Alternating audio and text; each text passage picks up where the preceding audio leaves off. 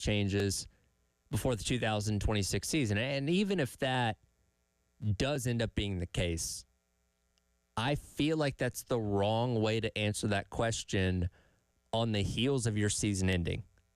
Again, you went 6-24 in conference play. By far the worst mark since you joined the SEC over 30 years ago.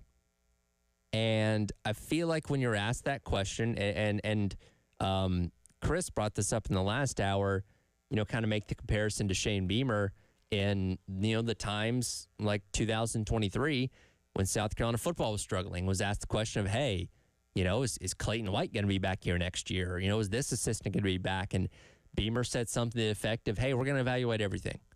We're going to look at all options, evaluate what's working, what's not. And, if changes need to be made, changes will be made. Now, obviously, they didn't end up firing Clayton White. And last year, South Carolina had one of its best defenses in program history, certainly in recent memory. But, again, when asked the question a couple years ago, every option was on the table. And I feel like it's very tone deaf in a lot of ways to your fan base, to the people that support you and your program, to just outright, shut down any inkling of changes being made to your staff after a historically bad season. And, that's kind of been a consistent theme throughout this year when you listen to Coach Mainieri talk, and this was kind of right from the jump when things started going wrong in SEC play, and we kind of knew this team probably wasn't going to be all that great. The attention quickly turned to the players. Well, we don't have the talent. We don't have the horses to compete in this league. Well, however you want to phrase it. Like, that was the consistent messaging about this team. And I said this earlier. Players are not absolved from blame. When you have as bad of a season as South Carolina's had, everybody is eligible to have a finger pointed at them to some degree. But again, the consistent messaging from Coach Mainieri throughout the entire season has been it's the talent, not the coaching staff. And again, when it's as bad as it's been, you have to look at your coaching staff to some degree and say, perhaps there's a problem here. And I get it. Terry's his boy. They've been coaching together for years. We're at LSU having success and all that kind of stuff. And I went back and listened to his introductory presser, and, he paraded about how great Terry Rooney is, pitching coach and all that kind of stuff. We didn't see it this year. ERA-wise, the worst pitching staff in the history of this program. And yes, some of that is on the guys that are going out there on the mound and throwing the ball themselves. But to absolve your assistant coach of any blame, again, I feel like that's very, very tone deaf and the wrong way to start off the offseason for Paul Mainieri. You and I had this conversation, it felt like 50 hours ago. But basically the conversation was, look, when it's historically bad, you need to look at everything.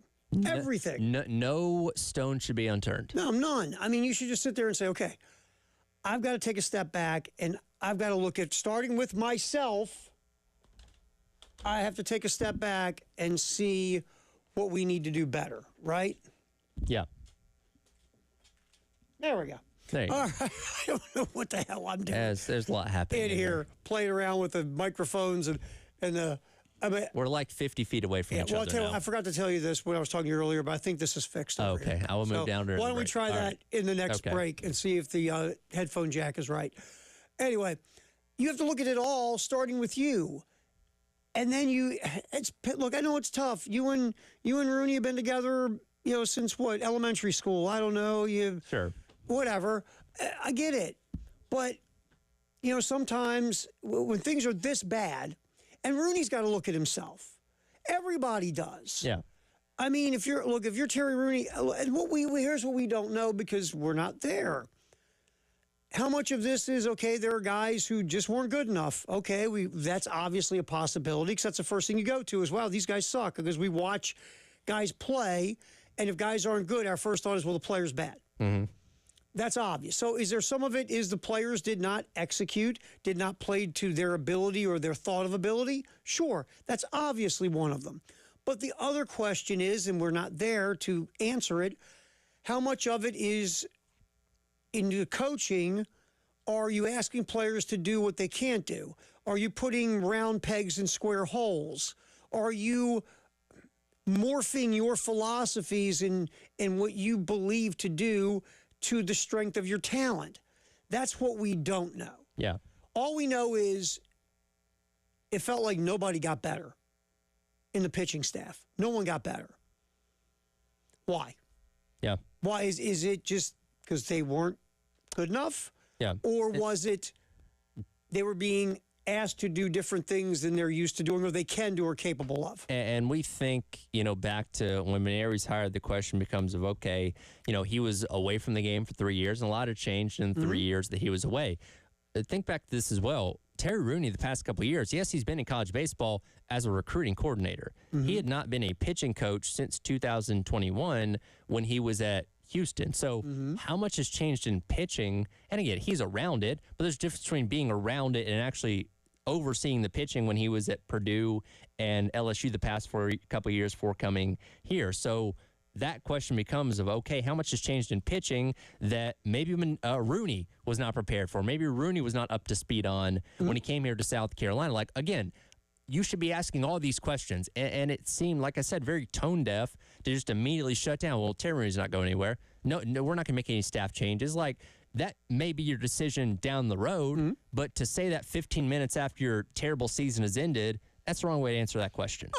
Absolutely. And that's where, look, it might be in the back of your cranium, right, that you're changing none of your coaches. These are the right guys moving forward for you to be successful at South Carolina. So you're not moving on from anybody. Right. You might have that in your head, but you still need to sit down because this is where everybody gets real, right? Yeah. And you can't get in your feels, so to speak. You like how I did that? Yeah. You used it right. Look at me. I'm getting there. It's great to have kids. 'Cause I got nothing. But it's great. You got to get rid of your feelings. You got to leave your feelings in the car or in the truck or however you got to work or like Dave from the bus. And you've got to basically throw it all on the table. Whether Rooney, Monty, anybody on that anybody that has anything to do with the coaching of this baseball team or the development of this baseball team, everyone's got to sit down and go, okay, what went wrong? Why did it go wrong? Starting with us in this room as coaches, what do we have to do different? What do we have to do better? Maybe we have to take some of our old school philosophies or things we've held dear to our heart. Maybe we got to reevaluate it all because it's baseball in 2025 and it's different than even 3 or 4 or 5 years ago. Now, what do we do now? Because we know we're successful. We've been successful. This room is filled with successful dudes. Sure. But now, us successful dudes, part of being successful is always looking to evolve and sometimes being open to change, understanding certain things don't go like it used to. I say this all the time. When people say, hey, I hate change, you got black and white TV at home? Do you have cable? Mm-hmm. Well, why would you change? Shouldn't you have 3 channels and rabbit ears? Yeah. I mean, we evolve in everything that we eventually want to evolve to, right? I say you still got a landline? Exactly. You still use the Rand McNally map? Yeah. I mean, so you drive around looking for payphones? The point is, we evolve whether we want to or not. Like I was funny. My girlfriend and I and my youngest were driving this past weekend to the point of this. Okay. And we were getting ready to leave, and the seatbelt ding was going. I mean, a belt was. It was my girlfriend didn't have it buckled. Right? Yeah. Oh, I forgot that I did blah blah blah. And then she says, "Isn't it funny when because we were young when the seatbelt laws went in this country, the mandatory seatbelt laws." Yep. She goes, "Isn't it funny when we were little kids? We didn't have to have a seatbelt on." And she looked at me. She goes, "And now."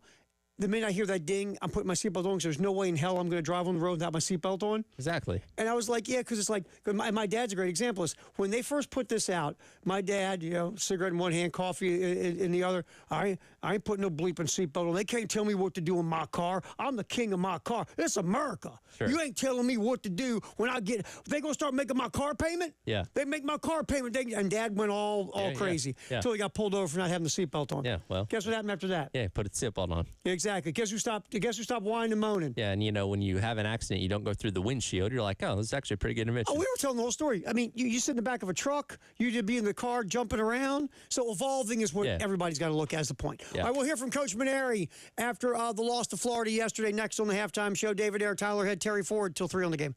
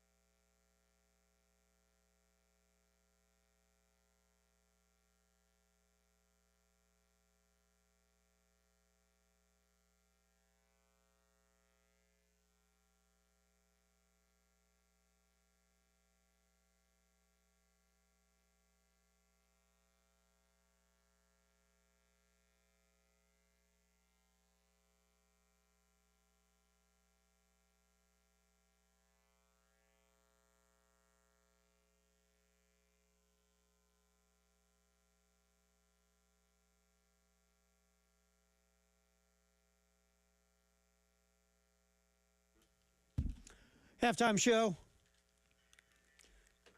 Talking, well, not so much of yesterday because yesterday was a, and we're going to get the cut from, we'll let Coach Mainieri say it first.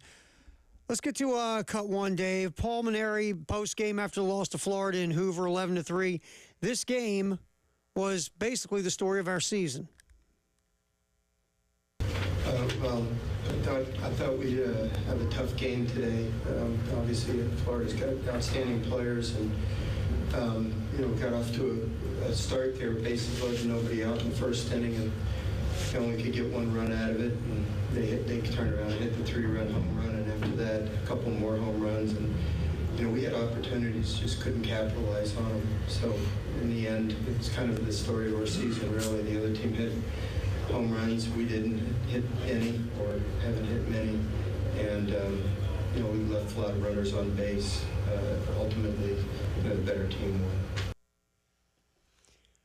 Yeah, I mean, it was kind of like the story of the season in some ways, Tyler. A microcosm.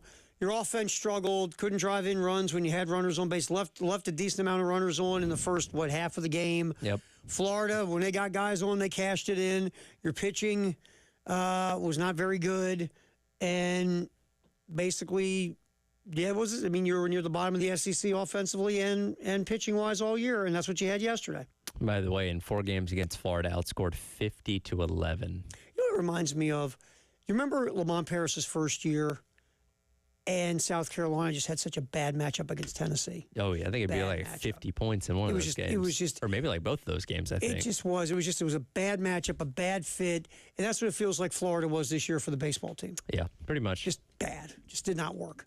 And so Florida moves on, obviously, and South Carolina's season is over. Thankfully, they didn't get slotted for that last game of the day yesterday, or else they'd be playing right now. Right, they're playing it right now. Again, the weather in Hoover can never be perfect throughout the entire week. There's inevitably going to be some kind of storm that comes through and delays things. So we're already behind schedule, and it's only been a day. Yeah, and so A&M right now up on Mississippi State, 8-0, bottom of the 5th at Hoover at the SEC tournament. A&M playing for their life. They're not in right now. No, they got to win some games. They got to get in. Mississippi State's in. Most people say Mississippi State is in because they after they got rid of Chris Lemonis, all of a sudden they went on a roll. I know, crazy. All right, so that's going on right now in Hoover. The 4th game, which should have been last night, that had to be moved because of weather. All right, let's get cut 2, Dave, from Coach Mainieri. Coach saying he is disappointed how the season went, but he's not discouraged. Yeah, it was a tough year. I'm not used to these kind of seasons, quite frankly. And, it got off to a rough start when we lost what we thought was going to be our Friday night starter before the season began. And Eli Jersenbeck got hurt in preseason, and then shortly after that, Nolan Naraki, we thought would be our second baseman and hit a bunch of home runs. It was really never himself, and now he's had knee surgery. And then you look at Thomas LaCroix, who broke his thumb the second inning of the first game of the year, never really swung the bat the way that he could, and then when he hurt his hip, he was out for the year, and then, of course, the last month, without Petrie. So I'm not making excuses. It's just reality. We didn't have the depth to overcome some of those things. I'm an optimist by nature, and I thought, that we would have the, what it took to compete in this league. Obviously we didn't, the way the season went. But it hasn't, I'm disappointed but not discouraged. We're working really hard in recruiting. We've already lined up some really, really good players for next year through the junior college ranks. We have a few guys in the freshman class the previous staff had recruited that we're real excited about. And then we're anxious for the transfer portal to open on June 2nd. And we're obviously going to need a lot of players there. We've recruited already a really outstanding high school class of 2026. So I think the future is bright for our program. And, like I said, I'm disappointed about this year, but I'm not discouraged about the future. We're just going to keep rolling up our sleeves and working hard at it, and hopefully we're going to be a lot better next year. Yeah, I mean, obviously you don't want to be discouraged. Yeah, obviously you're disappointed. And, I guess just because we got to change our mindset about some things, I guess, in this world we're living in, where really your program's a year-to-year thing, right? It just is. Yeah, you can change so much in the off season with the portal and all that kind of stuff that things can change a lot year to year, which is also why you can have high expectations for a first year of a coach as well. Because okay, well, you can come in, you can bring in all this talent and really change the face of what the team was from the previous year to come in and be able to be successful right away. I guess the reason that I think about it is, I mean, the paint isn't dry yet. You just finished up the final game of the season. Yep. And you're already talking about you can't wait to jump into the portal to get new players. It's almost like wait till tomorrow for that. I mean, I feel like look, we all know that's the deal, right? But you have players on this roster with eligibility. You do. It's not like everybody's leaving. I mean, you have guys who, whether it's Scobie, Hollins, there's a bunch of pitchers with eligibility, a bunch of position players, and you say you can't wait to get in the portal to get new players. And that's just as important as retaining some of this talent. Because again, the portal works both ways. It does. And again, when you've been struggling as much as you have, there's some guys that probably made up their mind a couple weeks ago, like, yeah, I'm going to jump in the portal when this thing opens up. So you probably have some high-level talent that you're going to have to convince to come back next year, through obviously NIL, because that's important to everybody these days, but also the belief that, hey, this program is going to be better in year number 2, or else they're going to go somewhere else and play for a contender or somebody that's already, good enough. So you've got a lot of work to do this offseason when this portal opens up here in a couple days. I guess that's why, look, I mean, and look, maybe it's just semantics with me. I just feel like when you're the coach or the manager or whatever in a sport, especially like in college, and you have guys that still have eligibility who can come back next year, I just feel like you go like this post-game. Yeah, we it didn't go the way we wanted to, obviously, and we all need to sit down and reevaluate everything as coaches, players. We're going to sit down with the players and talk about the future and see where everybody's head is, and obviously we've got a lot of work to do to make this better. And I don't even want to talk about the portal yet. Yeah. It's like you and I are sitting here, and our relationship it's not finalized. Sure. And I'm already talking about getting that new girl. Yeah. Well, let me deal with my relationship with my old girl before I start talking about going to get the new girl, right? Yeah, as I say, close on one deal before you open up the next one. Yeah.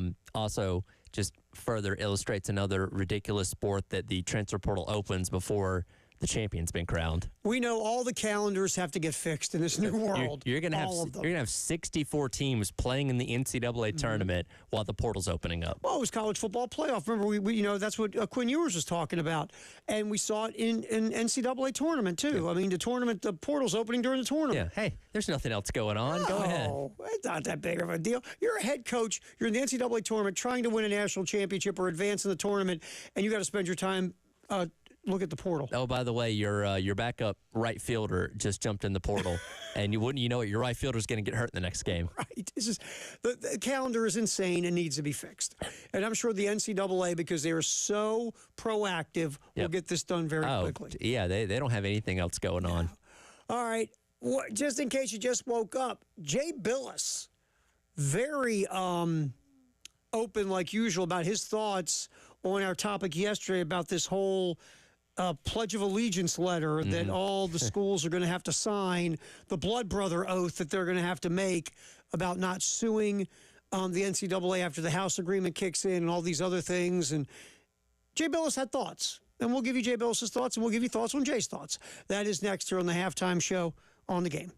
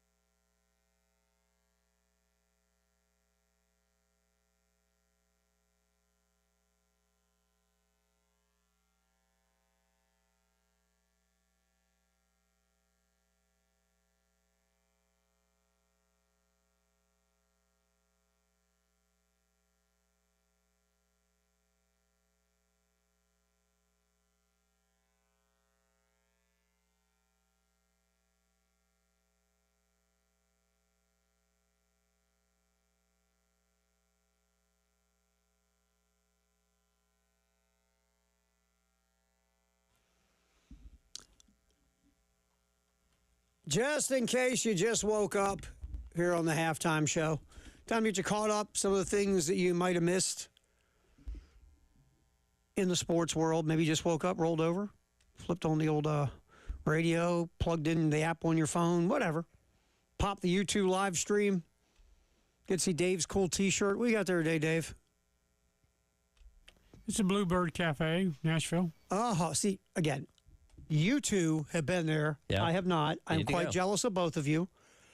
Did you go Bluebird? I did not. Because No, there's a bajillion restaurants there. I only got to try a handful. see, Bluebird Cafe, you know what I want to do, Dave, honestly? I want to go sit in there because so many artists were discovered in the Bluebird. I want to go just sit in the Bluebird on amateur night and just watch people play and just chill. And that's what I see. That's one of the things I want to do to go to Nashville, sit in the Bluebird. Yeah, including Taylor Swift. Well, you were there when Taylor Swift, you discovered Taylor Swift, right? Oh, yeah, but, she went on to bigger things. No, so she was playing in front of 5 people at one of the bars, and Dave said, you got a lot of talent, kid. Keep at it. Oh, you know what? I think I just read here. She was an original member of Larkin Poe and then went solo. Isn't that what happened, Dave? They kicked her out. Well, it was originally called Larkin, Poe, and Taylor. Larkin Poe and Taylor. All right. Anyway, so Jay Billis, who, by the way, is a lawyer. People forget this. Jay Billis actually is a lawyer. Billis did about a 30-minute interview with On3 talking about this membership document that we were yapping about yesterday, circulating the Power 4 conferences. Basically, it's saying that you cannot build state laws to get around these new NCAA House, whatever process it is built. Whatever comes out of the House settlement, whether it's the money cap, whether it's anything else in this settlement that makes a process moving forward, you can't sue and you can't make state laws to circumvent the rules. And if you do, we'll kick you out of your conference and we'll blackball you from ever playing you again. Pretty much. Basically, you got to sit at the cafeteria table by yourself. Join or die was pretty much, essentially right. the message here. Yeah. So Jay Billis said basically this will just bring more legal issues Of to course the it will. NCAA, especially, and we've said this whole NIL warehouse is going to cause lots of lawsuits. And you know what Jay Billis said? Get your shot glass. Need to collectively bargain. There it is. Take your shot. And here's the quote. So why not bargain with the players, whether it's through a trade association or a union, whatever it may be, and in partnership with the players? Nobody's going to stop playing. That's been confirmed. And when the NCAA told us all these years ago that the players weren't worth anything, it's only 1% of the players who are going to be worth something. That was clearly a lie. Everybody knew it. But we're seeing that the schools want the best talent and they want to compete. They're looking for ways to provide money to the players so they can secure their services. That's basically what this is now. This is, you want to call it collegiate athletics because they're playing for universities and they got to go to class and all these other things. I'm with you. But you know what else? It's a business. It's professional sports. Hey, you're getting paid money to play a sport. That's professional sports at this point. And Absolutely. again, what does every other professional league do? They have an agreement between the league and the representation of the players, union, whatever you want to call it, to make sure everybody's on the same page. And they're agreed upon terms, how things run to, hey, again, you don't have players suing the NFL left and right over their contracts or things like that. And they can sue the NFL for other reasons after the fact, but that's a different story because everything, again, is in line and everybody agrees to something. Everybody, the majority voted for this. Yes. And if the majority votes for it, it goes into play. Yes. And again, as one of the however many thousands of players are in the NFL right now, you are under that umbrella.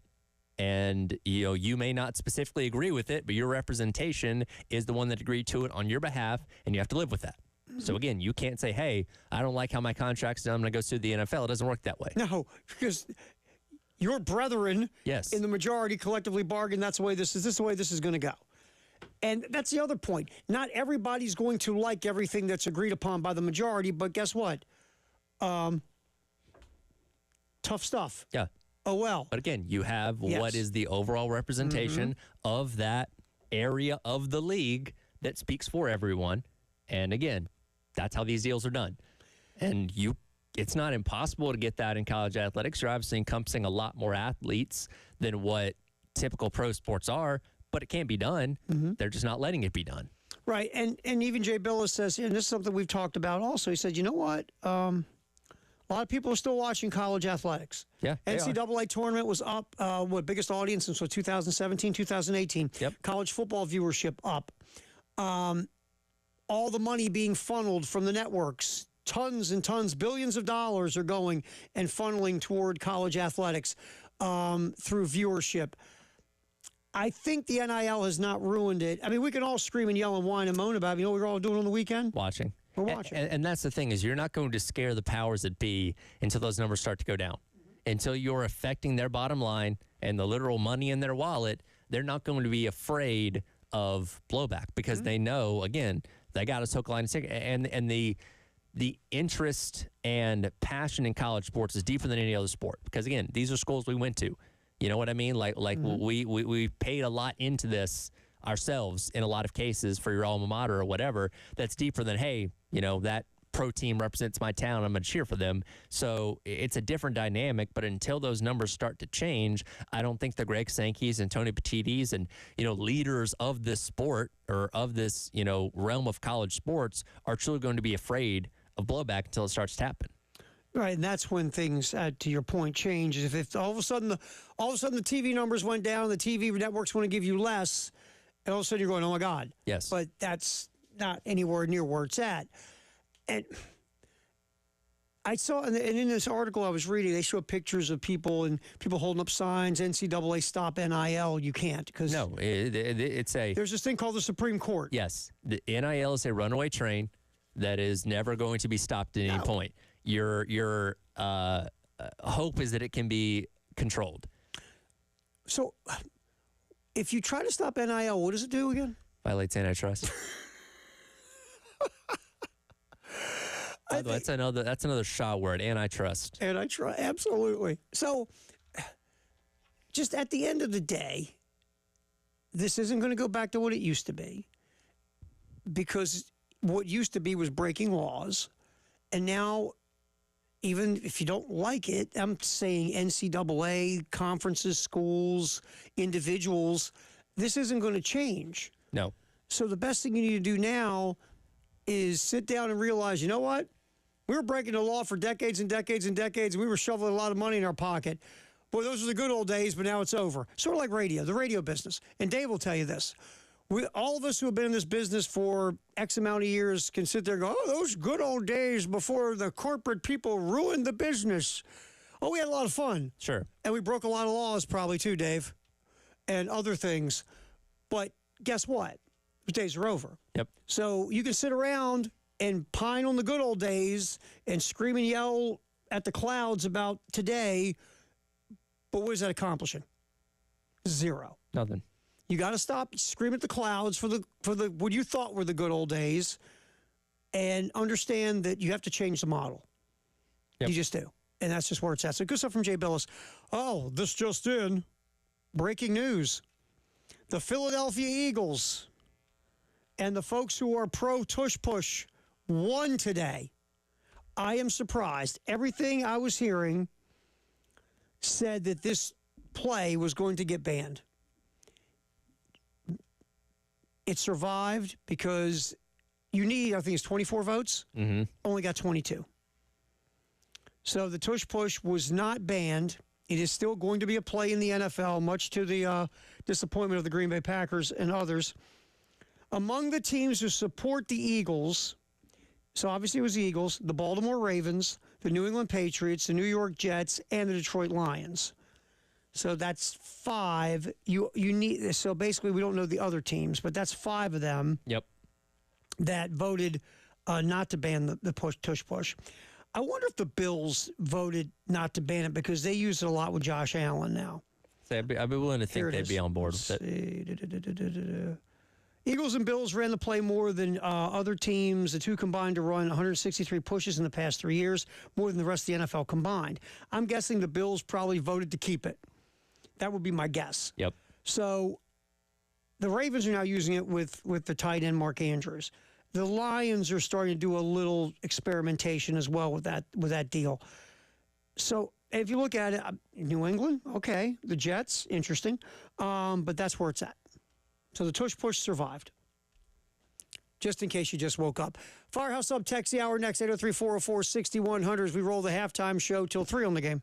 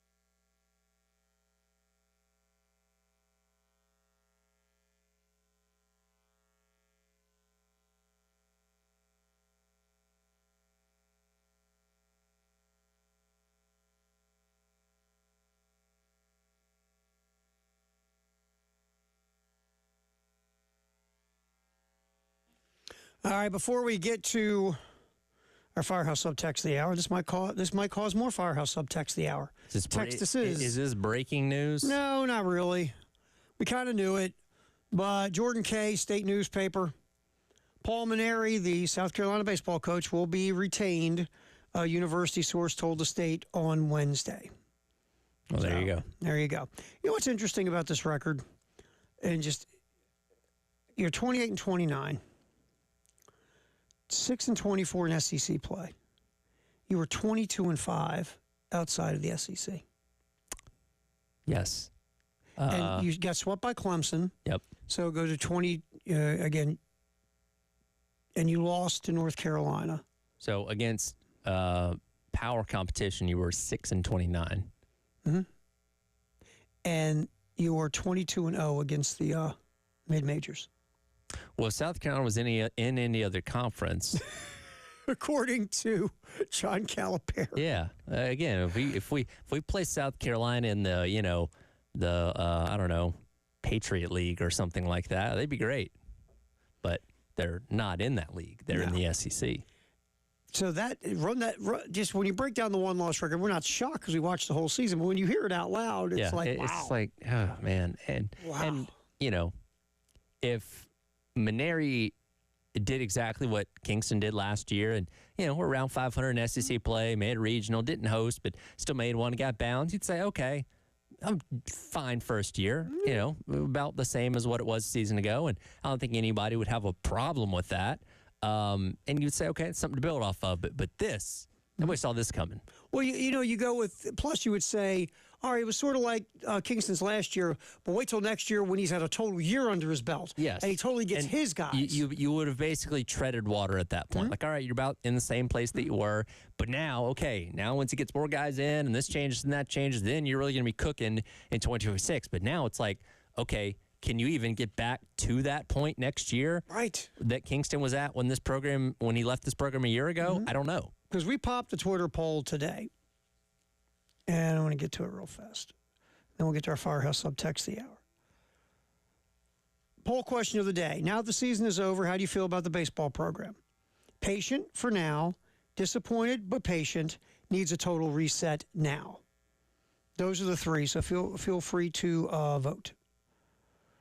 And again, it's needs total reset. We just put this up. Needs total reset now, disappointed but patient for now. And we'll start getting the results in next hour. It was just put up.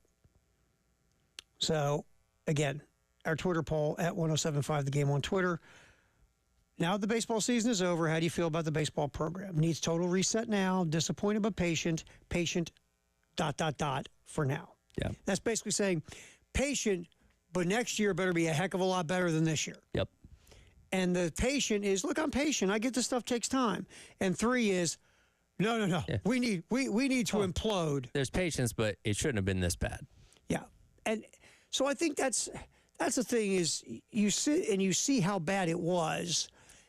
And when it's this bad, so many things start coming out. What's true, what's false, what's exaggerated, what's not, all these other things. And obviously only time is going to tell anyway. Yeah. But no one, and we're top of the hour, 2 o'clock, we'll give you, Paul Maneri didn't expect this, obviously. His introductory press conference was a totally different type of thing, and we'll get you a little taste of that. What do you got there on the text line real fast as the music plays? Going back to his answer about Rooney, Tyler says that is a generational response. He thinks he's beyond being questioned. Let's talk about that. Well, we'll get to that. Okay. Put a pin in that one. All right. We will get into that because the music's playing. All right. We've got nothing but football, mostly, in the 1 o'clock hour, sponsored by Atlantic Windows and Doors here on the Halftime Show on the Game.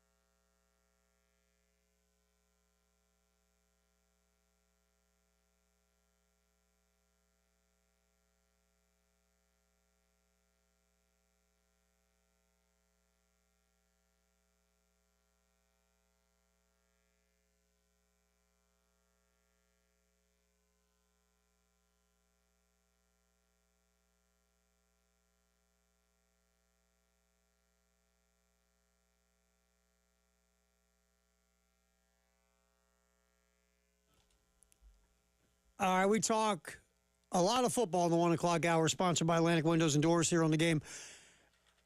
But we're going to break that rule for a minute because I want to get back. It's a very interesting text message that we had just got. Let's go back to it real quick. Our Firehouse Sub text hour because we ran out of time. Yeah. At 803-404-6100. What was the text message again? Tyler, great name, by the way, says, and this is in reference to what Maneri said about, hey, Terry Rooney is coming back, no questions. We're not going to be making any staff change. He said that's a generational response. He thinks he's beyond being questioned. I get where Tyler's going, and I think, just for me personally, my thought is it's not so much I'm above any type of criticism, but what I think of is this. There's a difference between, I guess, arrogance of thinking that you can't be questioned and the confidence that everything what you've done in the past has always worked. Sure. And so Rooney has always worked. Yeah. With you. Basically, what you have touched has turned to trips to Omaha. Yes. Won at Notre Dame, won at LSU. Multiple times. And he won a championship. So it's almost like, and I get where Tyler's going. I mean, I think you can take it that way. I see that. But I don't feel like Maneri is an egomaniac or arrogant. I think he's just matter-of-factly confident because he's always been successful, so why wouldn't he be? Yeah. Right? And like we said, like, again, Rooney's been your guy. You guys have been together for a long time and had a lot of success in the process. So I know it's difficult to be critical of somebody like that. Well, you lose your, what's the word you're looking for? Objectivity. You lose your Yeah. objectivity. And look, we're not sitting here saying, when asked that question yesterday, he had to say, yeah, we're definitely going to fire Terry Rooney. But the definitiveness of, like, he's definitely not going anywhere. That's what's rubbing people the wrong way. It's like, are you at least going to examine this and, like, analyze it before you make that decision instead of doing it the second you walk off the field after your, again, 29th loss of the year? Yeah. All of those to Power 4 teams. And what Tyler said, you sure it's a great name? I like it. It's pretty good. What Tyler said, I get where you could take it that way. I'm not saying Tyler's wrong. And look, Maneri hasn't, Maneri's been on the station a ton with Jay and Elijah, and I've never sat down and spent time cracking beers or coffees with Paul Maneri. I'm not going to pretend I have. Just from hearing him talk and speak and doing pressers, and just from people who know him, arrogance is not a word I've ever heard or has sounded like, he's like, it's not like, for an example, arrogance, John Calipari has arrogance. Sure. Bill Parcells had arrogance. Yeah. That's the kind of thing, Tony La Russa, arrogance. I was trying to hit all the sports. For some reason, John Tortorelli in hockey had arrogance. He won one cup and then got fired 50 times. I don't feel arrogance coming from Coach Maneri. It's more of I am massively confident in what I do because it's been so successful. So I know what I'm doing. And I know my moves will work. And I know that Terry Rooney is going to be a great pitching coach. I know all this looks like a dumpster fire to you. Sure. Trust me. I know what I'm doing. That's what it feels like. It comes from to me more than a beyond like criticism type of thing. Yeah. No, that's just me. That's my feeling. I think that's a fair assessment. And like you said, we hear from Maneri when he talks to Jay and Elijah every single week, and obviously his media availabilities, and he does come off as a genuine, likable kind of guy for the most part. And again, it's easy to be critical of him with how the season has gone, honestly. But yeah, I don't think he views himself as high and mighty, just levels above everybody else necessarily. But I, like I said, I get how you can get that conclusion from an answer like that. I bet you Tyler is not alone in that thought. No, he's probably not. And again, you're not wrong for thinking that. No, not at all. I don't know if that's a definitive certainty that's where that answer comes from. But I guess this circles back to what we've been discussing is if you would have just said, we got to look at everything. Every stone, we're gonna flip everything upside down. I might dye my hair blue next year. Maybe that'll help. I'm looking at everything at this point. I actually see Maneri blue hair. Well, what did Dennis Gates do with Missouri? They started rearranging offices and Right. changing the paint on the walls and all Yeah. those kind of things. It worked for them. It did. I mean, so I would almost say something like that in my post game. Is look, I'm looking at everything. Yeah. I'm looking at changing my name. I'm looking at everything I can do to make this different. I'm going to figure this out. Everything's on the table. Next question. Yeah. That's probably how I would have handled it, because that way then you don't lead people down the road of misconstruing you. And again, you could still come to the decision that, hey, we're not going to move on from Terry Rooney. We're Right. still going to retain Monty Lee. And okay, fine. But again, I don't think you should definitively be making that decision walking off the field after your worst season ever. Because what if you once if you get off the field and you sit down and you start thinking more and more and more, then you decide to make that decision. I was going to say, is Maneri aware that was the worst pitching ERA in program history? Maybe not. But when that gets put in front of him, it's like, oh, well, I didn't realize it was that bad. Yeah, you know what I mean? You maybe start, and then all of a sudden now you got to walk back on a comment if you do decide to make a change. Sure. Just saying. All right, Tyler, good text though. We appreciate that because it's a good little thought Good exercise text, there. great name. Yeah. Well, great text. Looks like Two for two. Wait, when did you send that text? I had to actually make sure it wasn't me. When I saw that, I was like, did I send something? Did I text a text line? I'll tell you this really quick. I sent my girlfriend a text. Was it yesterday or the day before in the morning? And I sent the text. I didn't hear back from her. I'm like, that's odd. I'm not one of those people. I don't bug you if you don't text me back like that. Sure.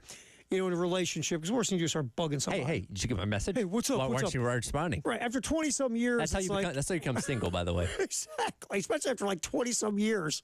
So then a little while later, I go, it's odd, I didn't hear back from her. And I went to it to see if she read it, because you could see it. Sure. And I look and I'm like, where'd the text go? And I look down 3 of them. I sent it to my daughter. Oh man, what's worse, that or forgetting to actually send it?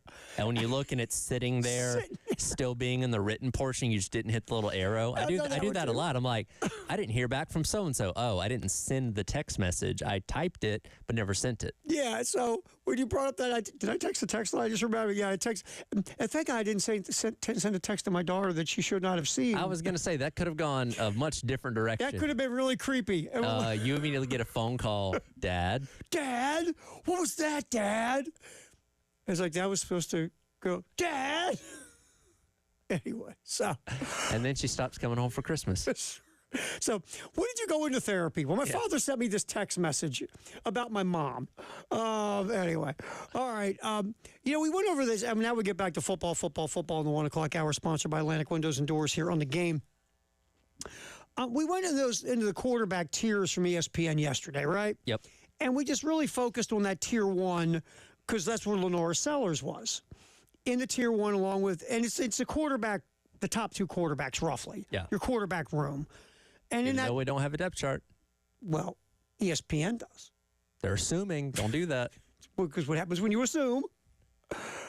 Oh, man. How many times I hear that in school? All right, so Clemson's quarterback room led by Kate Klubnik. LSU's quarterback room led by Garrett Nussmeier. Oklahoma, John Mateer. Penn State, Drew Aller. South Carolina, Lenore Sellers. That was the tier 1 of dudes. I want to focus in on the SEC. 2 SEC quarterbacks are in tier 1. Garrett Nussmeier, Lenore Sellers. Yep. So we drop down to tier 1B, very hot right now. 2 quarterbacks are in tier 1B. That's DJ Lagway, Florida. Arch Manning, Texas. Okay. So then we move down to tier 2, pretty darn good. And I'm scanning through, do I see any SEC quarterbacks? No, I don't. Tier 3, buckle up, is what it's being called. Every projected starter in Tier 3 has delivered some serious highlights, massive wins, explosive plays, even a chance for Vandy fans to dump a goal line into the river. But for all the success, there are still some minor questions. In this crew, Arkansas is Taylon Green, and that's a perfect description of Taylon Green. Taylon Green can make plays where you go, oh my God. Sure. Then he can make boneheaded mistakes where you go, oh my God. Yeah, I think he dealt with some injuries last year too. So you never know what you're going to get with him. And so Taylon Green is there from Arkansas, and Vandy's Diego Pavia. And I agree with that with Diego Pavia. Maybe not to the wild extremes of Taylon Green at times, But Diego Pavia had some great moments last year. The dude is gutty. He plays above his physical limitations. He's what a good college quarterback kind of is, old school. Sure. He's not a pro. He'll never play in the NFL. He'll probably go coach somewhere before it's all said and done or whatever. But he's going to be a legend at Vanderbilt. Yes, because he plays the intangibles of Diego Pavia. He plays with a reckless abandon. Yes. And boy, he got wrecked. South Carolina beat up Diego Pavia last year. They knocked him around a good bit. All right, Tier 4, the young pups. No one from the SEC there. Tier 5, waiting is the hardest part. Guys who have been waiting their turn. You have 2 here. Ty Simpson, Alabama. Gunnar Stockton, Georgia. Oh, 3, I'm sorry. 3. Austin Simmons, Ole Miss. Stockton a 5 or 4-star? Can't remember. 4-star. Ty Simpson was a 5-star. I think Austin Simmons was a 4-star. And yes, they've been waiting their turn. They are also very unproven, unknown, and those are 3 huge question marks on those 3 programs because of the quarterback situation. Yep. And you're going away from guys who had tons of experience, by the way. But they do all have good talent around them that Yes. you are hoping is going to help them out. Especially Bama. Bama's still got a ton of talent in the skill positions. Georgia's brought in. Yeah. Again, I love bringing in Branch from Southern Cal. They've addressed that. Got Noah Thomas from Texas A&M as well, because again, receiver was a big issue last year. And Ole Miss, they didn't go portal hoarding like last year, but Lane Kiffin's offense is very quarterback friendly. And as we move through Tier 6, second time's a charm. Marcel Reed is in this list. The 6 quarterbacks all got a healthy dose of life as QB1s last year with some mixed results. If those growing pains as first-time starters translate into more refined play in 2025, these quarterbacks could blossom. One is Marcel Reed of Texas A&M. And a former Tennessee quarterback as well. Yeah, he's in there, isn't he? He's in there below that. Look at that. Our boy Nico. Tier 7, consistently consistent. The term game manager gets thrown around a lot in quarterback analysis, so basically game manager types. In this list, there is not one SEC quarterback at all. But a former SEC quarterback in Luke Altmaier at Illinois. So then we move on down to Tier 8A, Fresh Starts, Veteran Edition, Auburn, Jackson Arnold. Look, Jackson Arnold got handed a real smelly pile last year. That offensive line was a mess. It was a wreck. It was embarrassing. I mean, again, just watching the South Carolina game alone.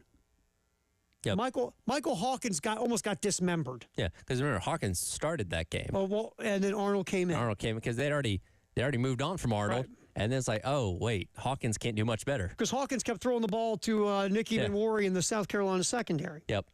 Tier 8B, Fresh Starts, Untested Edition, Bo Prabula at Missouri. Penn State didn't get a whole lot of run, but Bo's going to get his chance at Missouri. Yep. Oh, let's see. Tier 9 is Welcome to the Big Leagues. Tennessee, Joey Aguilar. I think Joey Aguilar is going to be fine. I mean, I don't think he's going to put up Hendon Hooker type numbers. I think he'll be better than Joe Milton. He might even be better than what Nico was last year. Because Nico, let's be fair, got worse as the year went along. Yeah, I don't think, because again, the hope that Nico was going to take this big step forward in Tennessee, was going to be able to make a deep run in the playoff and all that kind of stuff. I don't know if Aguilar is going to do that, but he could be a respectable, solid SEC quarterback. I think he could just keep it steady. Yeah. That makes sense. The last one here, Tier 10, Mississippi State, Blake Sharpen. Or Shapen, I'm sorry. Blake Shapen gets his shot. Of course, Blake, you might remember him at Baylor back in the day, but Blake Shapen gets his shot to start at Mississippi State. All right, so that's kind of the tiers for SEC quarterbacks. Football, and lots of football in the 1 o'clock hour. Sponsored by Atlantic Windows and Doors. Another mock draft. You love them. The way too early mock draft. This one's got a surprise, though. All right. I'm going to surprise you. That's next here on the Halftime Show on the Game.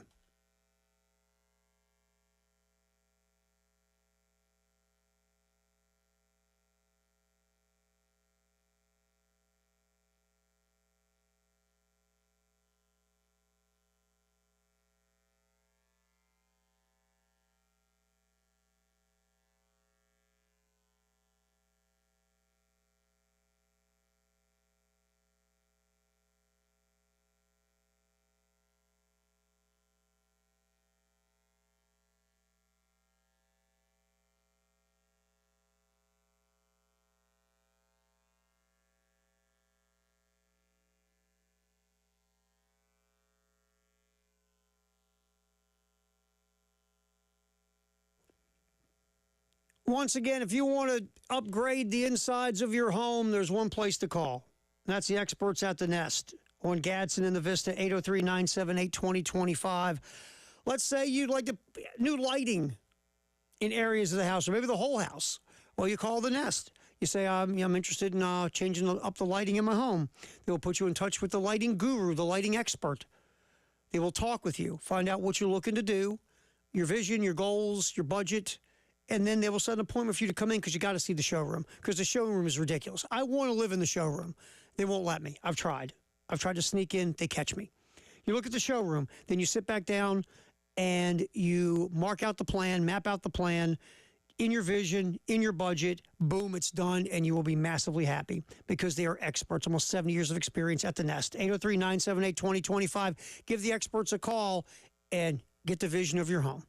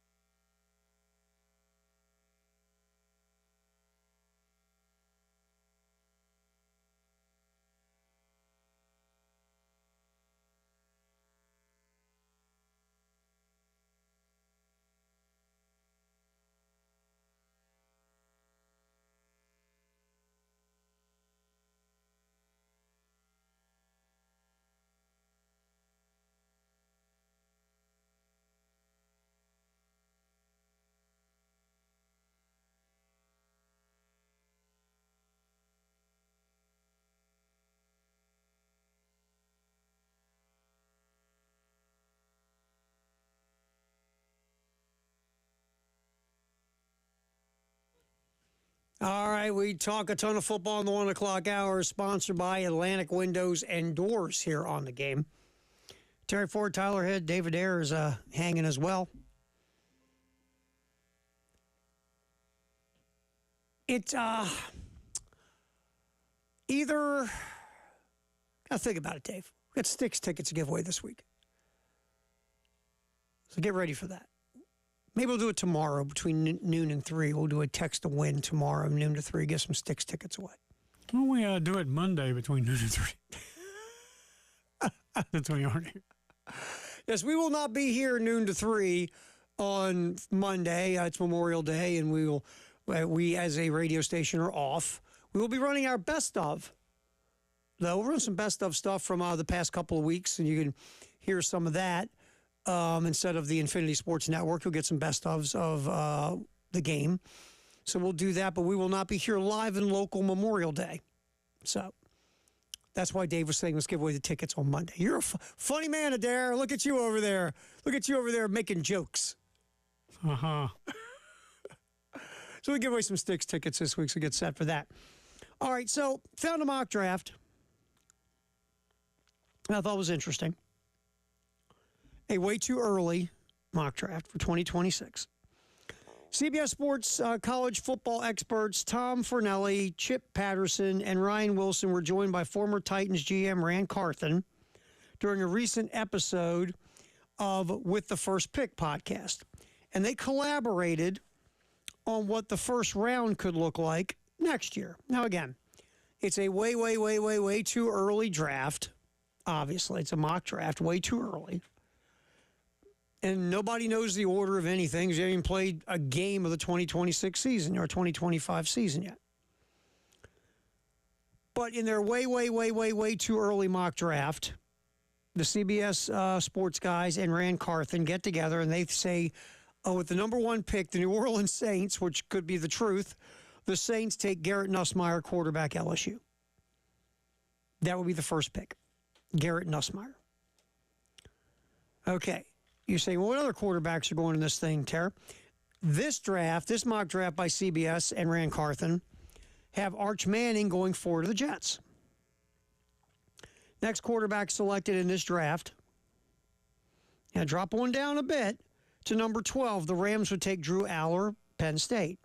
Okay. Then you get to 16. The Steelers would take Cade Klubnik, Clemson. Mm-hmm. And that's it for the first round of that mock draft. What's missing? Sounds like Lenore Sellers. First mock draft I've seen for the way too early 2026 mock drafts that does not have Lenore Sellers. Yeah. And that's interesting. And he's consistently been usually somewhere around the top 10 in most of the ones that I've seen, 8, 12, something like that. Mm-hmm. So thought of pretty highly. And again, there are obviously things to work on, things to improve on, which has been an MO of Mike Shula and this coaching staff for his second year as a starter. But, yeah, that's the first one I can recall that didn't have him going somewhere in the first round. So I just thought that was interesting. I scanned through it because, again, I love all these stupid mock drafts. And I'm going through it, and I was like, wait a minute. Hell, Sellers. Let me go back and look at this again. And I went, you do this when you go down, then you go back up because that's going to make a difference? Did you Control F and search that way? Yes, I did everything. I'm like, well, what have I done here? I go, why am I missing it? And finally, I realized after looking at it multiple times, Lenore Sellers wasn't there. Does it mean anything? Of course not. But it's just the idea that I thought it was interesting. It's the first mock draft I've seen the way too early for 26. Sure. It did not include Lenore Sellers. And again, when you look at these people that are draft experts, Todd McShay and Mel Kiper and stuff like that, this isn't them just throwing things out there and saying, well, here's what I think. Like, they do talk to people within these organizations around the league and can get a pretty good sense of what someone's draft value is. Now, again, Mel Kiper was way off when it came to Shedeur Sanders, and we obviously know there's a lot more to the story when it comes to that one. But those guys are pretty good. And again, deciding what team they're going to go to this far out is next to impossible. This is just content that people need to do to fill football. Yeah, right. but saying that Garrett Nussmeier and Arch Manning are going to be top 5 quarterbacks next year's draft, okay, yeah, that's a pretty realistic thing to say about both those guys. And again, we've seen more of Garrett Nussmeier than we have Arch Manning. If Arch Manning ends up being as good as we think he can be, yeah, that tracks. Now, I could see, again, look, this time last year, Carson Beck was a first-round pick. Sure. Where's Carson Beck right now in the NFL? He's not. Right. So you can't make too much of He's in Miami, but not for the Dolphins. The Dolphins, right. So, I always like to, and it isn't to criticize, it's just to show how these things change. I always like to grab the first mock draft by Kiper or McShay or Jason Reed or, whoever puts out the mocks. I mean, CBS, God love them. They have 10 guys who do mock draft. Ryan Wilson's a great guy at CBS. Ryan Wilson is the king of mock drafts. Yep. He might put out, there's 365 days in a year, he might put out 500 mock drafts. He's insane. But I always like to grab the real first one after the season's over and then go, okay, where does this end up by the time the draft shows up? Because look, these mock drafts, I say this all the time, don't try to compare it to Joe Lunardi. Sure. Lunardi is the godfather of 4K. He's the true Nostradamus. Yeah. Mock drafts, if you get 10 of the 32 right, you're a genius. And again, it's more about the area where players are. Saying, okay, well, he is a top 15 pick. He's a top 20 pick. You know, we think he's going to go to the back half of the first round, whatever it may be. It's just kind of that general area in the draft that you need to kind of get right when making these predictions on where guys are going to end up. Yeah, you're splitting hairs between somebody being picked 27th and 30th. Right. But if you're saying, okay, well, I think he's going to be a late first round pick, okay, there you go. All right, we're talking football in the 1 o'clock hour, sponsored by Atlantic Windows and Doors. David Dare hitting the buttons. Tyler Head, Terry Ford here on the game. I want to get into this more maybe tomorrow, but The Athletic is doing top 25 of everything in the 2000s. And they have the top 25 coaches. And obviously, we all know it's a no-brainer who number one is. Well, of course, it's Bobby Petrino. Exactly. He'd be the number one on some lists of things, but not number one there, obviously. I want the list he's number one on. I want to see that, whatever the name of that list is. Me too. But I think like number 25 is interesting because Mike Leach is number 25. Yep. And I honestly would put Leach higher. Yeah.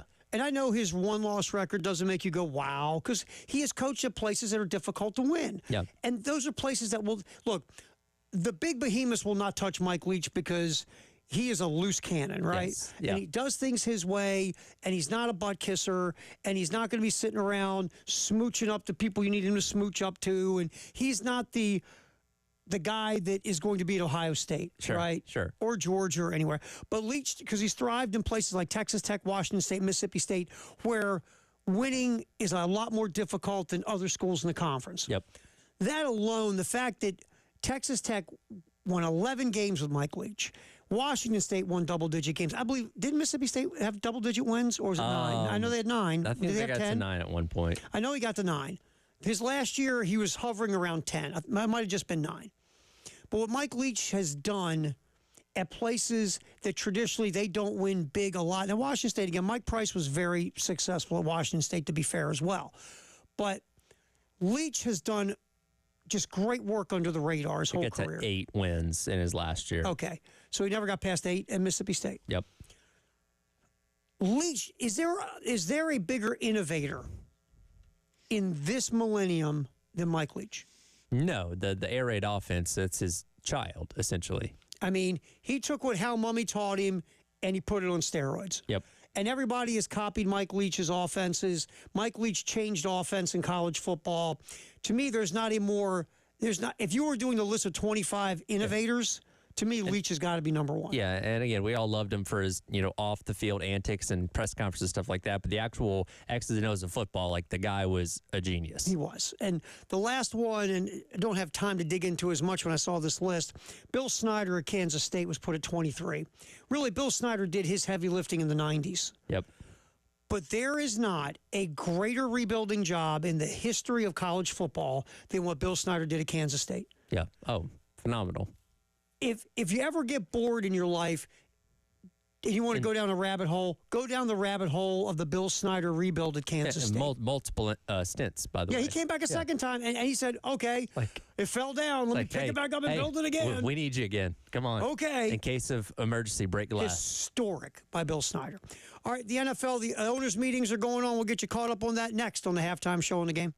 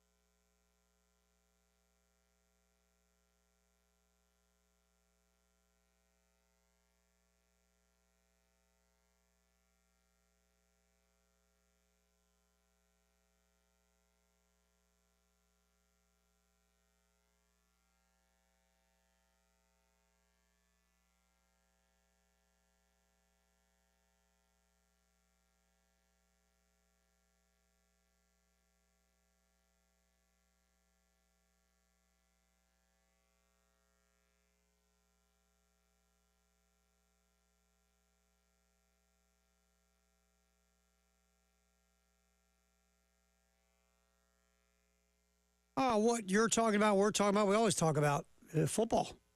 That's what we do. In the 1 o'clock hour, sponsored by Atlantic Windows and Doors. Give you a quick baseball update. Texas A&M up on Mississippi State, bottom of the ninth, 9-0. I like A&M's chances. Yeah, me too. Going to limb. Say A&M. I don't know. Mississippi State did just put a runner on. Could be a 10 spot. Now, we said this out loud, acting like a bunch of goobers. Watch this. Mississippi State scores 10 runs in the ninth. Would that be so Texas A&M? It might be. And look, I said this the other day. At least we ain't. They've had, ever since Schlossnagle left and went to Texas, it's almost like it cursed the entire athletic program because this entire calendar, the year of sports for them has been bad in a lot of ways. We forget they were in the College World Series. They were in the national championship. Exactly. And then in losing, their coach then went to their biggest rival. Schlossnagle took all the juju with him to Texas. And, by the way, who's the best team in the SEC this year? Yeah, I know exactly. Who coaches that team? And he yelled at a reporter on the way out. Exactly. All right, so that's the score in Hoover at the SEC tournament. Of course, South Carolina out. We'll get more to that at the top of the hour. In what's trending at 2, we'll reset some thoughts on the baseball season and what's going to happen moving forward. All right, the owners' meetings in the NFL, in case you missed this about an hour ago, the tush push is still a play in the NFL. The vote to ban the tush push did not get enough votes.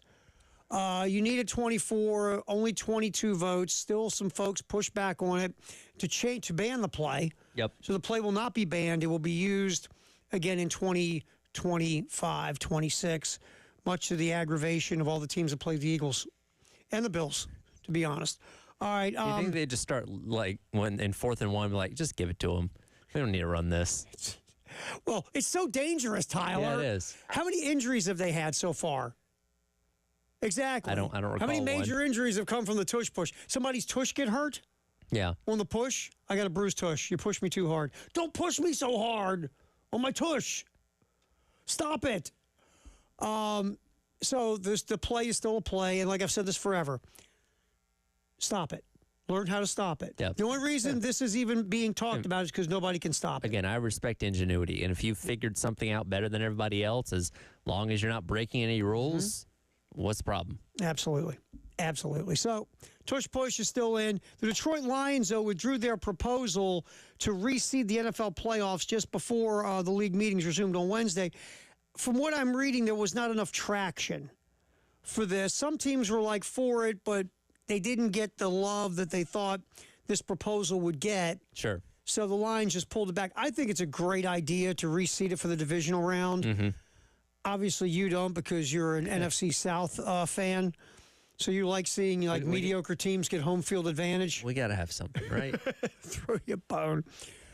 Hey, Tom Brady got to end his career at home because they don't reseed the playoffs. Well, there you go. There you go. Well, you're pulling deep there, my friend. You're trying.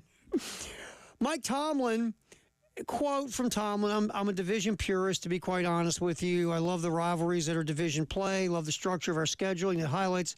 I just categorize myself as a division purist. I think division winners should get a home playoff game. But look, and I love Tomlin. I'm not supposed to because I'm a Ravens fan. I love Mike Tomlin. I think he's a captivating guy in so many ways. And he's been a really good football coach. Changing this does not change division rivalries. This does not change anything. It just says once you get to the divisional round, where it's basically the semifinals of the conference semifinals, you have 4 teams left in the AFC, 4 in the NFC. Now you reseed to where the better the record, then you get a home field. You get the home field advantage. Right. Mike, nobody's trying to flip the world upside down on you, man. Nobody's saying you can't play the Ravens and the Browns and the Bengals twice a year. No one's saying anything of rivalries or playoff rivalries. We're just saying you reseed. And I think I did see something where there was also a potential of playing more teams within your conference to, try and get a better gauge of, again, being able to see these things properly with that kind of stuff. So maybe that's what he's alluding to. But again, you'd still play your divisional opponents twice a year. So that's 6 of your games still. And because again, they basically do like pods of, okay, this year, your conference, your division's going to play against the NFC West or something like that. And maybe you cut that in half and say, okay, well, instead of playing all 4 teams from the NFC West, you're going to take now take on 2 teams of the AFC West instead. Or I don't know. There's ways around this. Basically cutting down interconference games to play more essentially. conference games. Right. To again, make sure that you are properly seeding these teams and have a better gauge for who the better teams are in the NFC or and AFC by having them play each other more. So maybe that's what he's alluding to. But yeah, the Ravens and Steelers are going to play each other twice a year, forever, it seems like. At least twice. Last year they played 3 times. It's just the idea that you're not changing anything, but the idea, just make this simple. Everybody wants to make things so complicated so you can look smart. Just make it simple. And the simplistic way to do this is, well, you know what? Let's make it really simple really quick. What time is it? Okay. Let's go to the standings from last year. This is not difficult. Yep. Let's go to the NFC standings from last year, because this is where you really get the idea. Man, my computer's flying, baby. You ever notice whenever you want to do something, you do it off the cuff like Always this, you get goes this too slow. screen? Oh, yeah. You get this screen. All right, so in the NFC last year, remember, you had a log jam in the NFC North, right? Because you had a lot of really good teams. So the point is, like the Vikings last year, because they lost to the Lions, the Vikings ended up on the road, correct? Yes. As a wild card team, despite the fact they were they 14-3? Yeah, I got it right here. So the Minnesota Vikings are 14-3. Thanks a lot, computer, for nothing. I had to use my phone. So you're 14-3, and now you're a wild card team, and you're going and you're conceivably going to be playing division champions who are 10-7. Yes. That's what you're going to end up doing, despite the fact you are 14-3 yourself. So the point is, let's say the Vikings would have gotten to the divisional round. And let's say it's Philadelphia, Detroit, Minnesota, and just for giggles, the Rams. The Vikings would then, being the one wild card team, would go to L.A. to face the Rams, who are 10-7. So the point is, just reseed it to where now the Vikings, even if they are the 3 seed through tiebreaker, whatever the case, the Rams are not going to get a home game. And I don't know why you'd want to just start with the divisional round. If you're going to reseed the thing, why not do it from the jump? You can do that too. Like, again, still winning your division is going to get you in the playoff. Automatically, right? But yeah, if you're a 7-10 team, then guess what? You got to go on the road as opposed to the team that's 13-4 that was a runner-up in their division or whatever. Like, why just start in the divisional round? Why not do it straight from the jump? It's sort of like we're talking about the college football playoff. Winning your conference gets you in automatically. Yes. That's it. Yes. Now we're going to seed this thing by record. Yeah, it makes most sense. And that's the thing of the NFL. Division champion gets you into the dance automatically, but then let's make this fair by reseeding by record. I just feel like that's the fair way to do it, where it makes the most sense. Sure. By the way, can we get a player safety angle on this? Maybe we'll get the rule changed that way. That could do it. If you have the better record and you play at home, your risk of injury drops by 17.2%. Because the NFL is all about player safety. Oh, of course. They don't play on Thursdays, do they? Oh, they do. They don't want to get an 18-game schedule to play extra games to get guys hurt, do they? They will. But those things make money. Player safety, making money. That's easy. Making money. By the way, the Wisconsin Badgers, Notre Dame Fighting Irish, we're going to play at Lambeau Field. Week 1 next year. How cool is that? Very cool. Lambeau Field's great, man. I've said this a million times. If you are one of these people that have a bucket list of places you want to go see football games, you got to go to Lambeau Field. September, that's that 1 week in Wisconsin where the weather's kind of nice. Where it's over 20 degrees. Yeah. And you can feel your face. I've been there, man. It's cold. It is cold. Firehouse Up text the hour next, 803-404-6100.